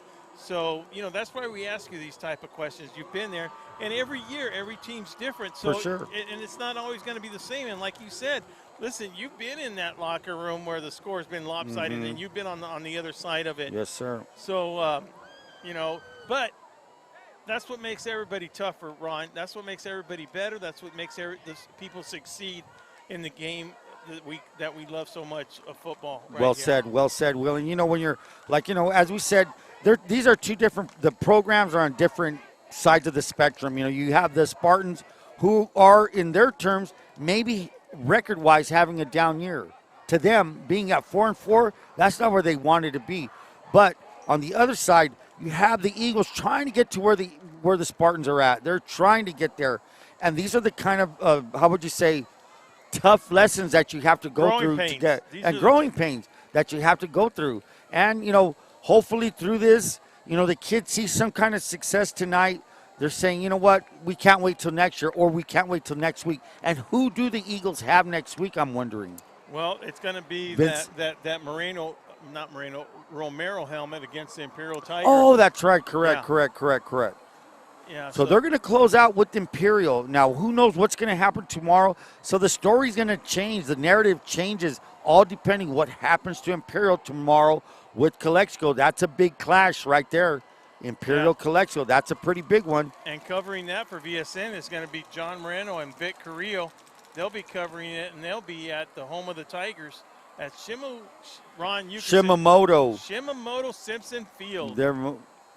I need that Kickstarter when I say that name. Shimamoto, I every time I go to the stadium and I'm looking at it, I'm trying to pronounce every syllable correctly, and I always get tongue twisted. Thank God you do it before I do. Well, then I can make it up. Then I know I know exactly what he wants to say. So this is what I don't understand. You get the teams out there, and there's still 2:15 remaining before. So what do you just do? Stand around and wait? 2:09 and 2:07 ticking down. Well, one of the things you do is you talk it over. What are they going to do? Oh, they got to fix the clock. They still said they know that they got 2 more minutes left. So just pull them onto the sideline. Pull them out to the sidelines and let's see what's going on here. If I got 2 minutes, might as well announce. Go ahead. Marianne Valenzuela, your State Farm insurance agent in Imperial Valley, specializing in auto, home, and business. Give Marianne Valenzuela a call at 760-344-0447. Johnny's Burritos. We welcome Johnny's Burrito, a Valley tradition since 1963. Eat what you love. Johnny's Burritos, located in Brawley, Imperial, and El Centro. And Ron, let's not forget the Town Pump is now open. You can call the Town Pump for reservations at 760-344-3663. Get down there and get that Brent beef steak for dinner. And just enjoy a nice, beautiful atmosphere. They redid the inside. It's looking really good. Kudos to Gabriel and Juanito Revelar, and congratulations on the reopening. It was almost a year since they reopened it. So good to see the Town Pump back open. And let's not forget our buddies at Top Notch Barber Shop. Open 7 days a week, located at 317 Wake Avenue in El Centro, Monday through Saturday, 8 a.m. to 9 p.m., where your haircuts are still $20. Military and senior discounts offered every day. Ron, let's get ready for this kickoff with less than 30 seconds to go until they kick it off. Well, after talking about Johnny's Burritos and the town pump, man, it's like a kick in the stomach. I just had 2 bags of Skittles. I haven't had dinner yet, so can you cut out with the restaurant talk? Well, the bills got to get paid, Mr. Ron Rubio. So here we go. We're going to start this second half, and the Southwest Eagles find themselves in the same position, similar position as they were in last week against Palo Verde. They were down 27-0 last week, and they clawed their way back to a 48-20 loss. But they did come back. They did put points on the board. So let's see what Cervantes set to kick, deep to receive. They have Garcia back there. I see Garcia. And the kick is going to go to, is that Elijah Perez, number 8? If that's number 8, that's Elijah Perez. Perez up the middle. Elijah Perez, if he gets around the perimeter. No, it's already Estrada. 50, 40, cuts back. Tackled by the kicker, Cervantes, all the way to the 31-yard line. So I thought it was Elijah, but no, it's Artie Estrada. Estrada with the good return. Estrada took that jet sweep, 61 yards or 59 yards back in the second quarter, I believe. So the Spartans, great field position. Let's see what they look like on the offensive side. Looks like they have everybody still intact. They may want to have a drive. I'm not going to assume anything, but sometimes you just want to have your offense out there. Let's see what it looks like in the second half. Can we come up and do something with the drive? So you have Sullivan in the backfield with Rodriguez, trips to the right. Estrada will now come out here and be wide to the left. Motion by Perez. Yo-yo motion, that's when you go and come back. They give us to Sullivan up the middle. Sullivan been dying to run the ball, and why not? He takes it all the way to the 11-yard line, brought down by Mankin. And that's what Mankin was doing all last week. He came all the way from his left side, and now he might have taken a hit to the head there. He's out. Mankin now comes out. He felt something when he hit that guy. He may have. He's walking okay. Mankin is a big boy. As we said, he's 6'3", 220, I believe. 6'3", 225. So, 1st and 10 for the Spartans at the 11-yard line. Back in the backfield with the Spartans. That's going to be Dominic Gomez. Gomez is number 43. They give us to Gomez up the middle. He's going to take it all the way maybe to the 7-yard line. Brought down by a host of Southwest Eagles. Now, on a good note, and you know, not to make just of it, but when we saw that hit right now, and, you know, sometimes we rush to a conclusion, but what is a good sign, Ron, what feels like sometimes you might be you're on your last breath. Yes. You get hit, and you're running out of air. So as soon as I see those arms go up, it looks like he got the wind knocked out of him, and you know that feeling. Yes, Ron. I took that deep breath. I remember that feeling. My God, you feel like you're going to die. Why? Because you don't have any breath in you. No. And we're going to have an offsides there. So that's number 75, big man 75. So we're going to have an offsides by the defense. Well, let me tell you, I'm sure. Was that Sullivan on that run? That was Gomez on the first run, on that second run. But, yes, that was Sullivan on the tackle, and that's not an easy guy to bring down. No. And Macon came across like yes, you said from the other field. He chugged it all the way. So now we find a 2nd down and 3 for the Spartans. Gomez, as I said, Dominic Gomez is the lone back. Motion by Perez. They give us to Gomez, again up the middle, and again a tackle by, nice tackle made by number 75. That is going to be Guillermo Lopez. They call him Memo. He's listed as Guillermo on the roster. So good tackle by Memo. 3rd down and let's say 5. 5 yards to go for a first down. The ball is at the 6-yard line. Sullivan's coming out. Cook is in. Gomez is getting orders from Pena. The play is in. 9:47 remaining in the 3rd quarter. This is the first drive of the 3rd quarter. Fireworks in the background. It looks like Seneca Haynes may not be in the lineup right now on the defensive line. Yeah, and like we said earlier, Ron, he has to make sure he's out there on a center. Direct snap to Gomez, and Gomez usually in the spot where Charlie Sullivan is. Direct snap to Gomez. Gomez takes it up the middle. Touchdown Spartans. Good 7-yard run. So that took less than, 3 minutes? So the Spartans score. making it 41 for the Spartans and 0 for the Southwest Eagles. Set to kick is Miles Rodriguez. Set to hold is Damian Hernandez. I'm sorry, not Damian, Hayden Hernandez. Damian is a member of the Hernandez family. And the kick is up, and it is good. It looks like we might get a roughing the kicker. No, I doubt it. So with 9:21 remaining in this third quarter, we now have the Central Spartans 42, Southwest Eagles 0. Well, one of the good things we are seeing, Ron, is we're seeing Macon up and about, giving the thumbs up, ready to go. So it's always good to see a player come back in after a hard hit like that and show that, show everybody that he's ready to go again, because he did come like some thunder. He did, man. He came, and sometimes you can't, let me say, break your fall correctly like you want to. I mean, the momentum, the force, and now you have a big force like Charlie Sullivan coming at you. So you got these two big Mack trucks coming at each other. It's a miracle they both don't get hurt on that play. Well,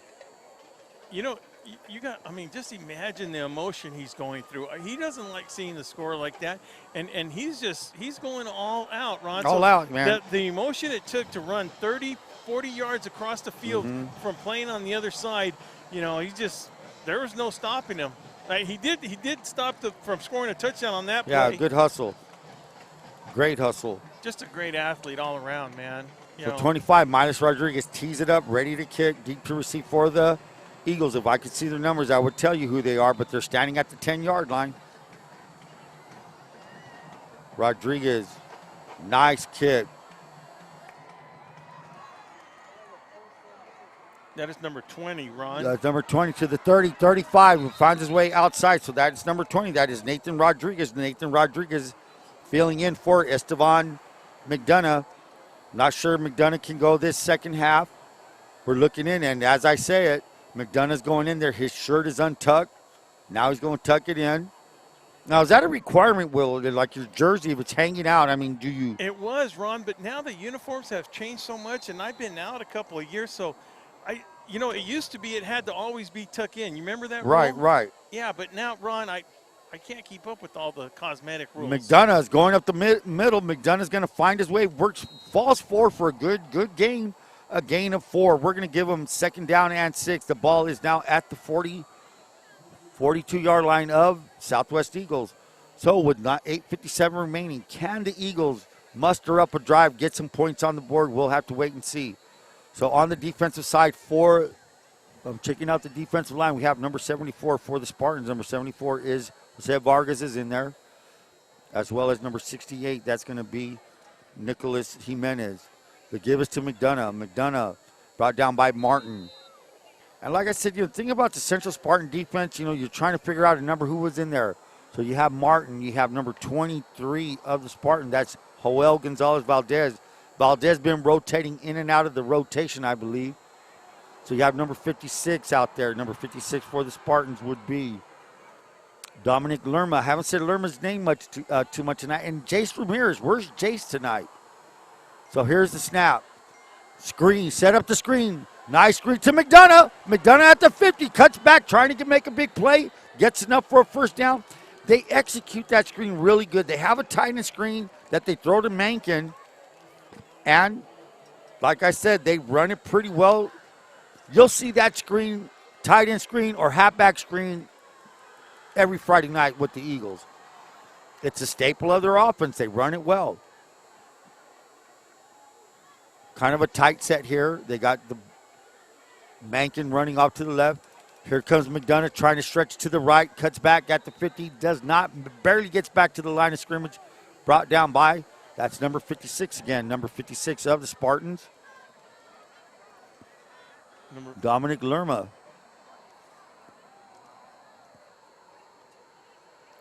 The kid's name I haven't said too much is Rascon Israel. And that's one of those names we just love to say too, Ron. Yep. So a lot of, is it? I think they're rotating in kids quite a bit because I'm trying to see the linebackers. Do I see Sullivan out there? I'm not too sure. Younger's looking. Younger's is he setting up another screen? No, that's the number 12.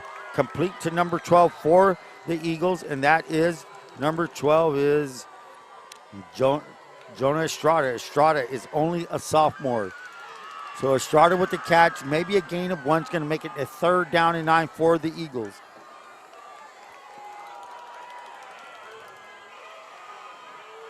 Third and 9, double receivers to the left. Tight end to the right. Youngers is looking. Youngers has good footwork. He's looking. He has to roll to his left. He's looking to throw. Doesn't give up on the play. And that's another thing. This kid does not give up on a play. Intended for. Not sure what number that is.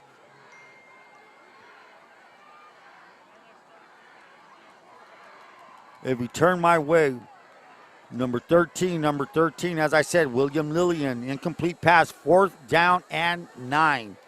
So it looks like a punting situation for Cervantes and the Eagles. Elijah Perez will be going back to his 20-yard line.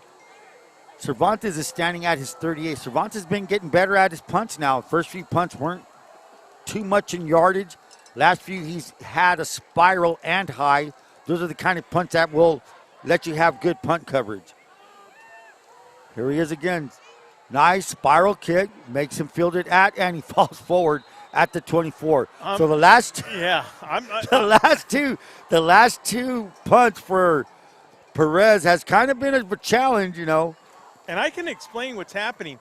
What it is he's not getting directly underneath it. He's reaching out. There you go. Yeah, and so as a coach, you know they're all like doing that body English. Hey, come on now. You know, and Elijah Perez, correct me if I'm wrong, pretty good baseball player, I heard. Yes, very good baseball player. Comes in as a senior, one of the kids that Rookie wanted to showcase because he's just excelled his game. Sure. Running into the game really late is number 41 of the Spartans. We don't have a number for, that could be Jaden Medina. Flags on the field to give us to Dominic Gomez, and he's going to be brought down.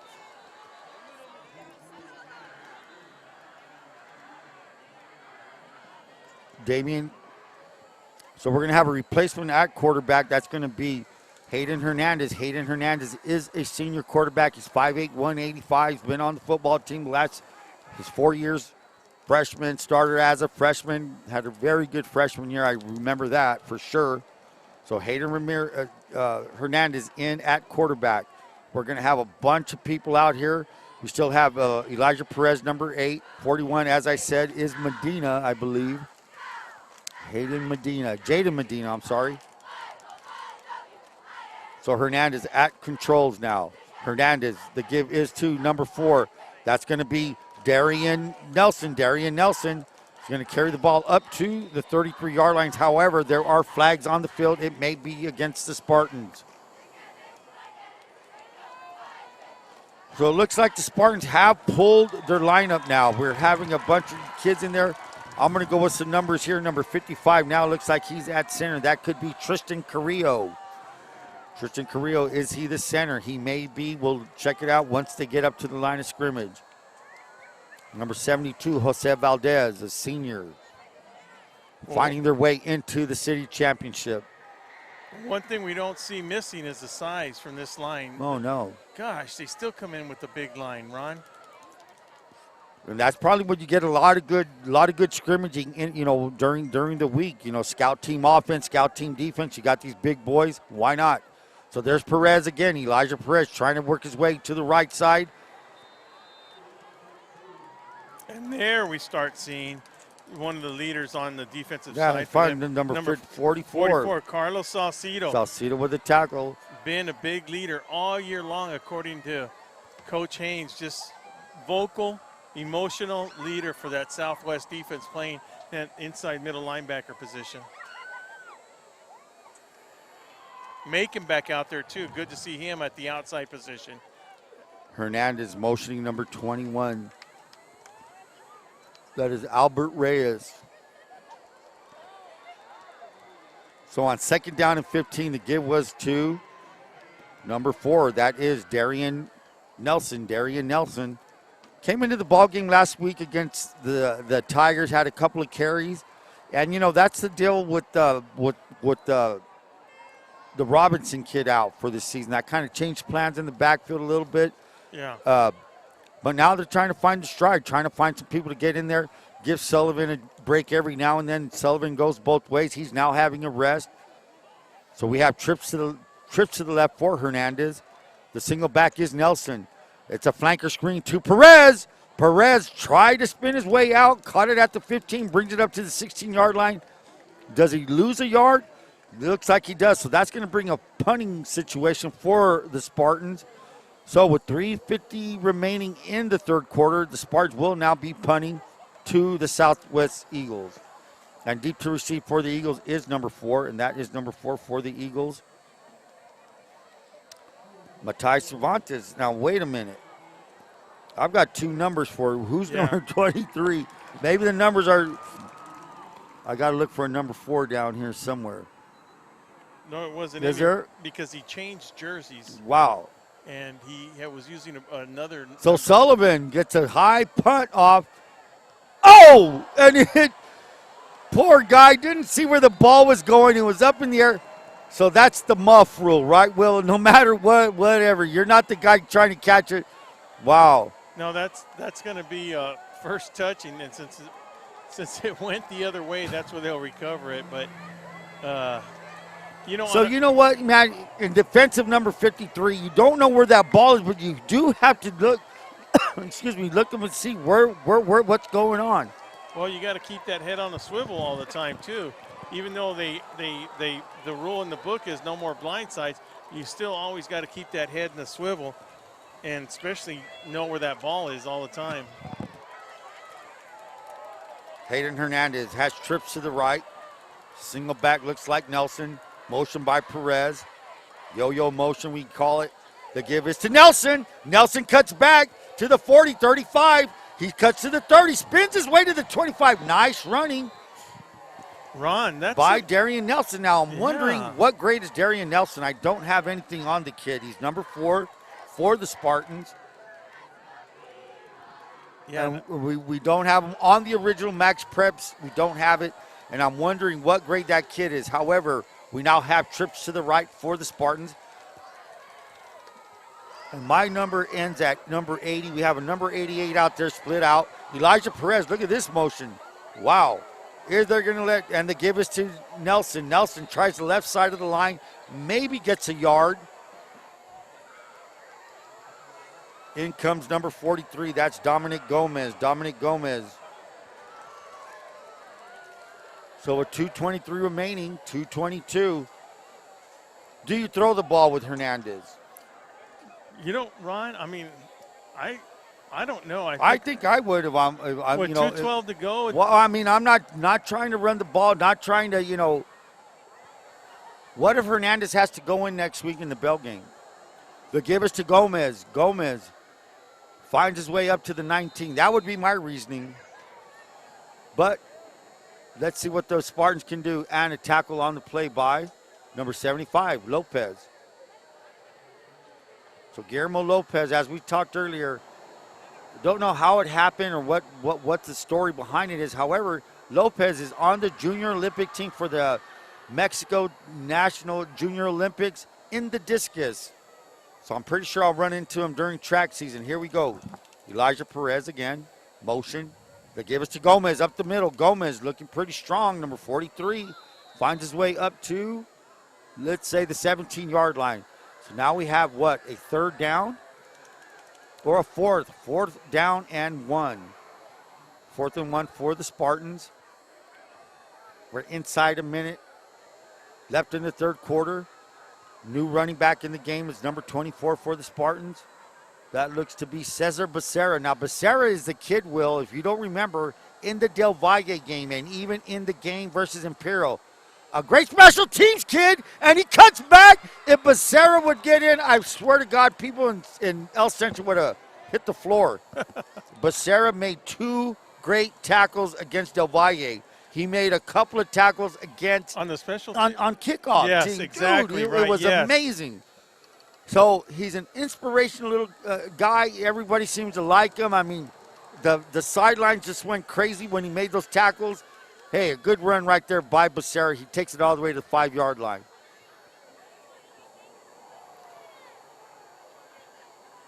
Spartans getting the instructions by the sideline. They don't, interesting. These guys just look at they look at the sidelines, get the signal. Now they're running a play, which is trips to the right. And here comes that interesting motion. They give us to Becerra to the left. Becerra trying and a flag on the play. 2.6 seconds remaining in the third quarter. Flag on the field.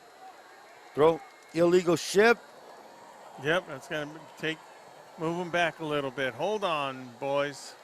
So an illegal shift, probably in the backfield. Yeah. Yeah, that's one of those calls that is made by the white hat and the white hat only.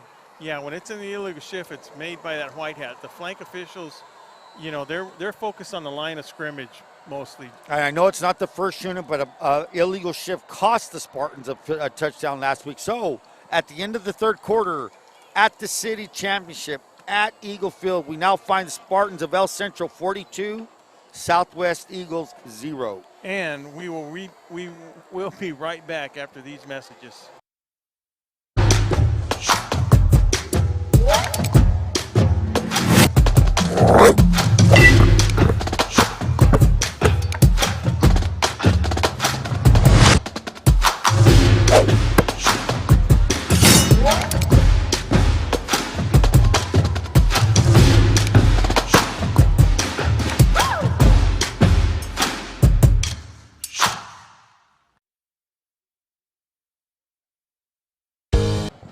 What's his reason for it? Welcome back, everyone. And as we start the fourth quarter, of course, on a lot of people's minds, and speaking on a lot of people's minds, I don't know if he's in attendance tonight, but there's a lot of people looking at this game. One of the reasons is they're looking at the Central Spartans.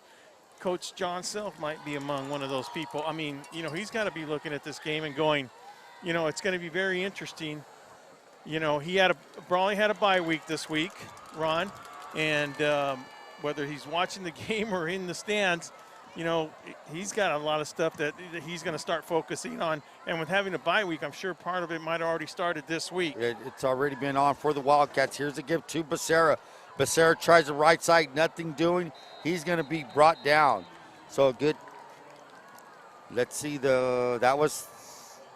wait a minute. I'm trying to see what's going on with the change. We have was it second and goal? Might have been, because check it out. So they're at the 10-yard line. I'm sorry. Usually they put the sticks down. That's what kind of threw me off. So the sticks are at the 20. However, the box is at the 10. So second down and 10 second down and goal for the Spartans. Hernandez at quarterback. Gomez is the single back. They give us to Estrada. I'm sorry, yeah. Elijah Perez, I'm sorry, Elijah. So another penalty on looks like another illegal shift. And that's what happens maybe when you get your second teamers in there. Haven't been in much. They run it in practice, get a few reps. Illegal procedure. Maybe it was against the offensive line. So they're going to move them back another 5 yards, make it now third down and goal. And they refused it. So they refused the penalty.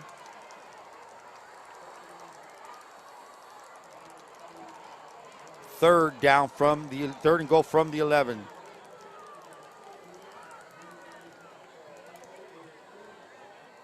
So Perez is in there. That's number 8, Elijah. He's still in there. Gomez is in there. Much of the starters have been pulled. Motion by Perez.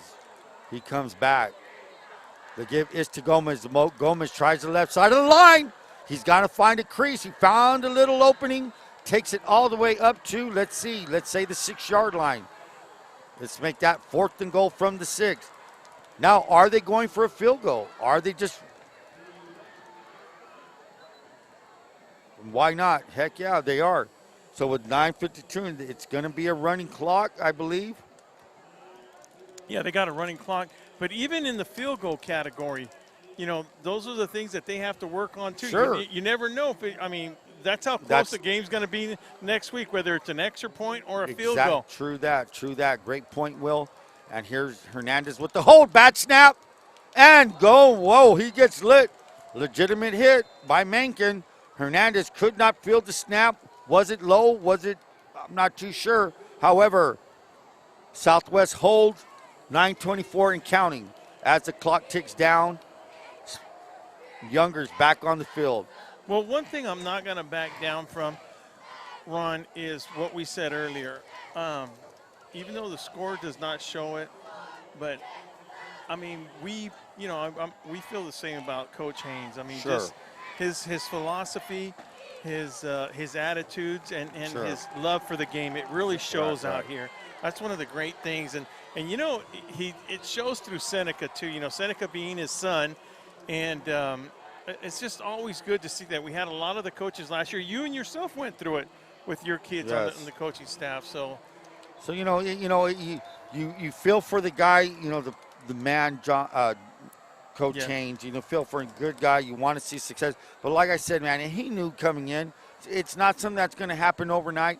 And let's see where this experience is going to take him next year. So let's see what happens. As now we have another penalty on the field. Will it be?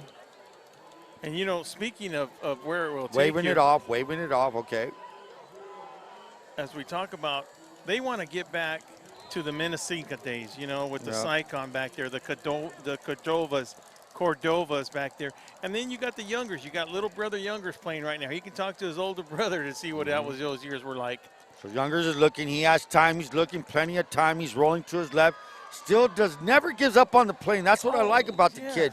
Just sticks to it, complete to number 12. And that is Jonah Estrada. So 2 sophomores hooking up. You're going to see that quite a bit. These kids stay in the program. They're going to be doing that for a while now. So that's a first down with 7:34 remaining. And Ron, that's it, you know.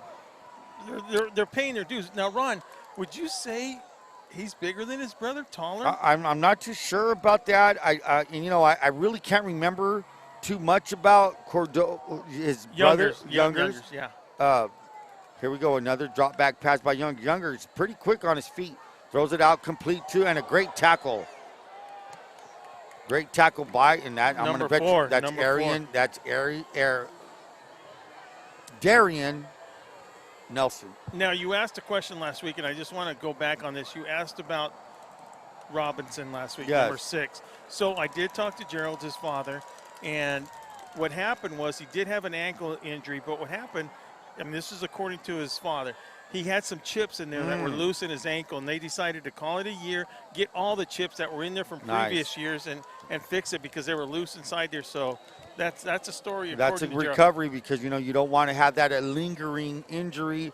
If you got things floating around, you're going to do something to get it out. So that's McDonough on the screen.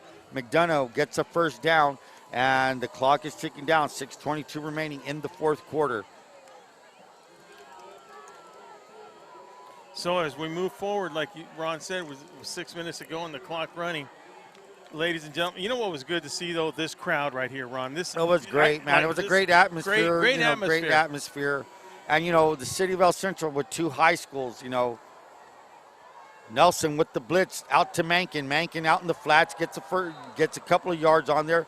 Brought down by number 20 of the Spartan. That is Joseph Villarreal. Villarreal with the good tackle. And they're probably going to get Real for a little bit of a taunt, and Rookie Payne does not like that. You make a tackle, just get back in the huddle, man. Yeah, I'm not going to see I don't know who that's against, but I'll tell you what, Coach will start just yanking people off, and that's it. If you want to upset a coach, that is one way to do it right there, is start doing those kind of things. You've done your job. You did your job. The pass was complete. You tackled the guy.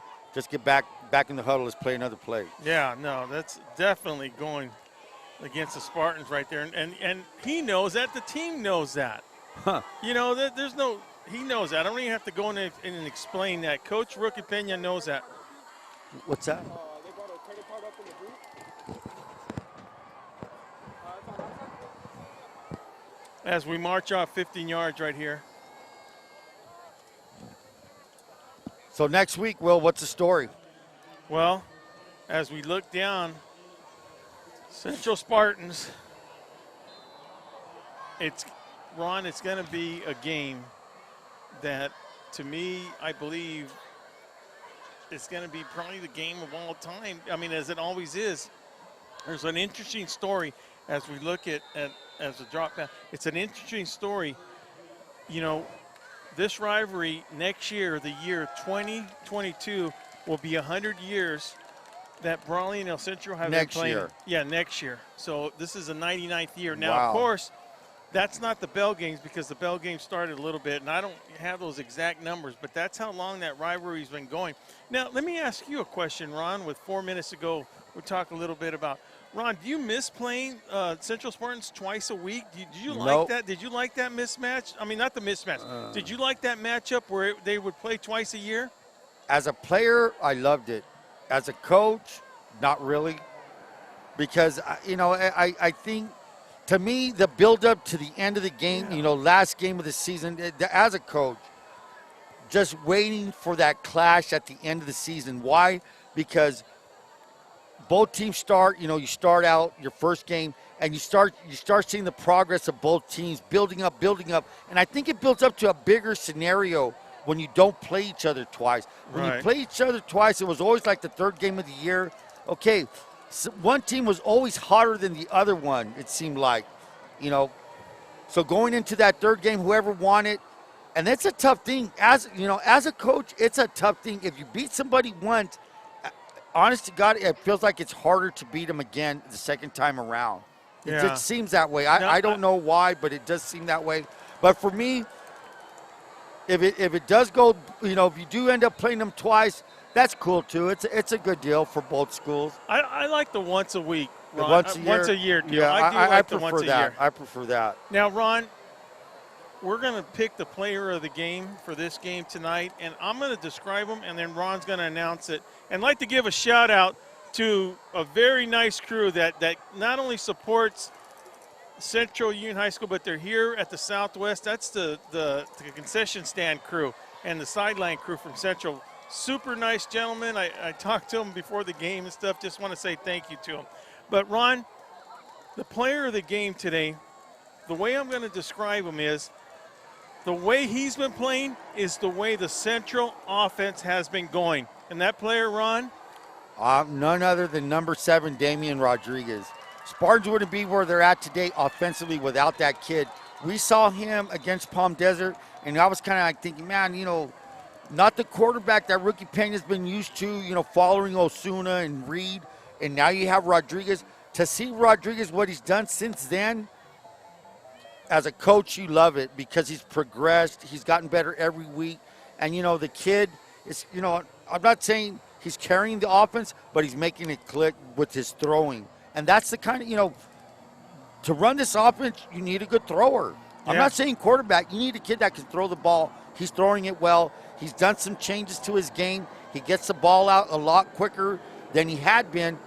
And that's a credit to the coaching staff and to Damian Rodriguez, our athlete of the game, as we call it, right? Yeah, well, this will be the player of the game. Player of the game, I'll take that. The athlete of the game is when it's not a VSN game of the night. All right, got you. So this will be a player game. Player of the game, I love it, and that goes, and well-deserved too, Damian Rodriguez. Damian, you're a junior. Good luck next week, and good luck to the Spartans as the click is, we're inside 1 minute to go. Rodriguez as player of the game. Yeah, and they came out firing, Will. They came out firing, and they didn't stop. And that's what you wanted to do. That's what Ricky wanted to see. That's what Peña wanted to see. They got it. Why? Because the guy touching the ball first, the quarterback, did his job very well. Victory formation for the Spartans, 31 seconds and clicking, and that's going to do it. So Gavin Marini came out with some big plays. So did Estrada. And the Spartans just took it away, man. They just took it from the jump. They came out hot. They ended hot. And that's why the score will be the final. For the city championship of 2021, we find the Central Spartans 42, Southwest Eagles 0. And that rivalry has been going on for a lot of years with Central leading it right now, Ron. And as we look back, as last year they called it a no contest. But Central right now leads that rivalry 16-8, making it now 17-8. 17-8. While the VSN crew gets Damian Rodriguez as the player of the game, we will be right back after these messages. Whether you're looking to purchase or sell, your next home awaits. Give the Dom team a call. With over 50 years of experience and over 100 years in the Imperial Valley, Andy and Doug can help you find the right home at the right price fast. Visit us online at www.thedomteam.com and let Andrew and Doug find the perfect home for you. Call today 760-337-8600.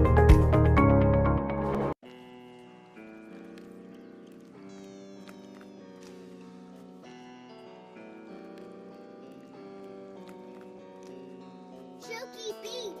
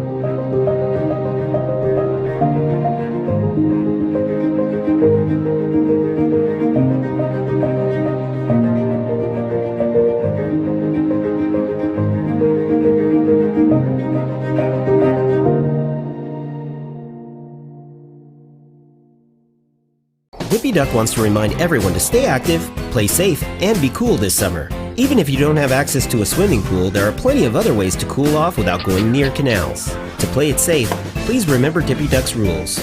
Never swim in a canal, never play near canals, and never jump into a canal. If you see someone fall in, get help or call 911. If something drops in accidentally, let it go. Things can always be replaced, but your life can't. Just stay away, and you'll stay alive.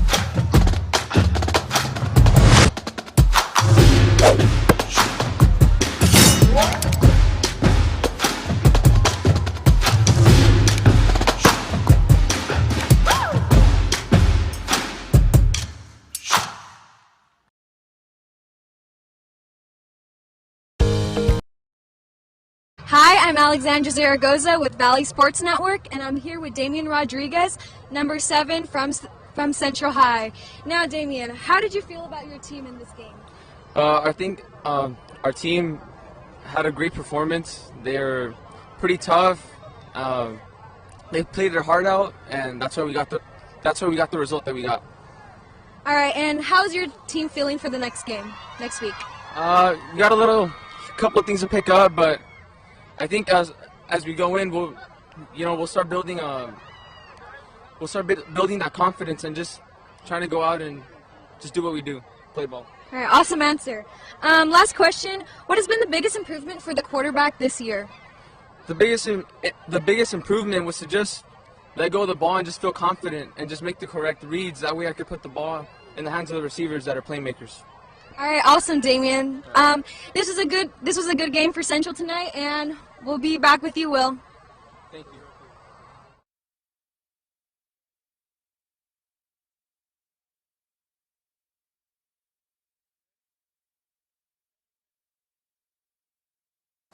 So, Will Torrez here with Ron Rubio. Quick thoughts for the end of the night, Ron? Well, the outcome was what was expected, I think, and good to see the Spartans come out ahead as they wanted to. They got things going quickly, and the game ended. The outcome was basically not etched in stone, but it came out as everybody predicted. And as I said, the Spartans and Wildcats, they've been on a collision course for I'm going to say the last 3 weeks. It was just leading up to that, and that's where we find ourselves. Even though there are other league games, the big game is definitely the Bell game next week. So congratulations to the Spartans, and congratulations to the Southwest on this fine city championship game. The tradition is there. I think you said, 26 years now? So, yeah, and with the Central Spartans now leading 17-8. So, from Will Torrez, Ron Rubio, J.J. Galvan, Joaquin Matus, Eric down on the field, Sarah up on top of the camera, our new guy down there with the camera doing a great job, Eric Swain down there, and, of course, Alexandra Saragosa doing an excellent job as our sideline reporter. So, guys, we got an exciting week coming up. VSN has a lot of stuff coming up for this next week's Bell game. So, once again, good night from VSN. We'll see you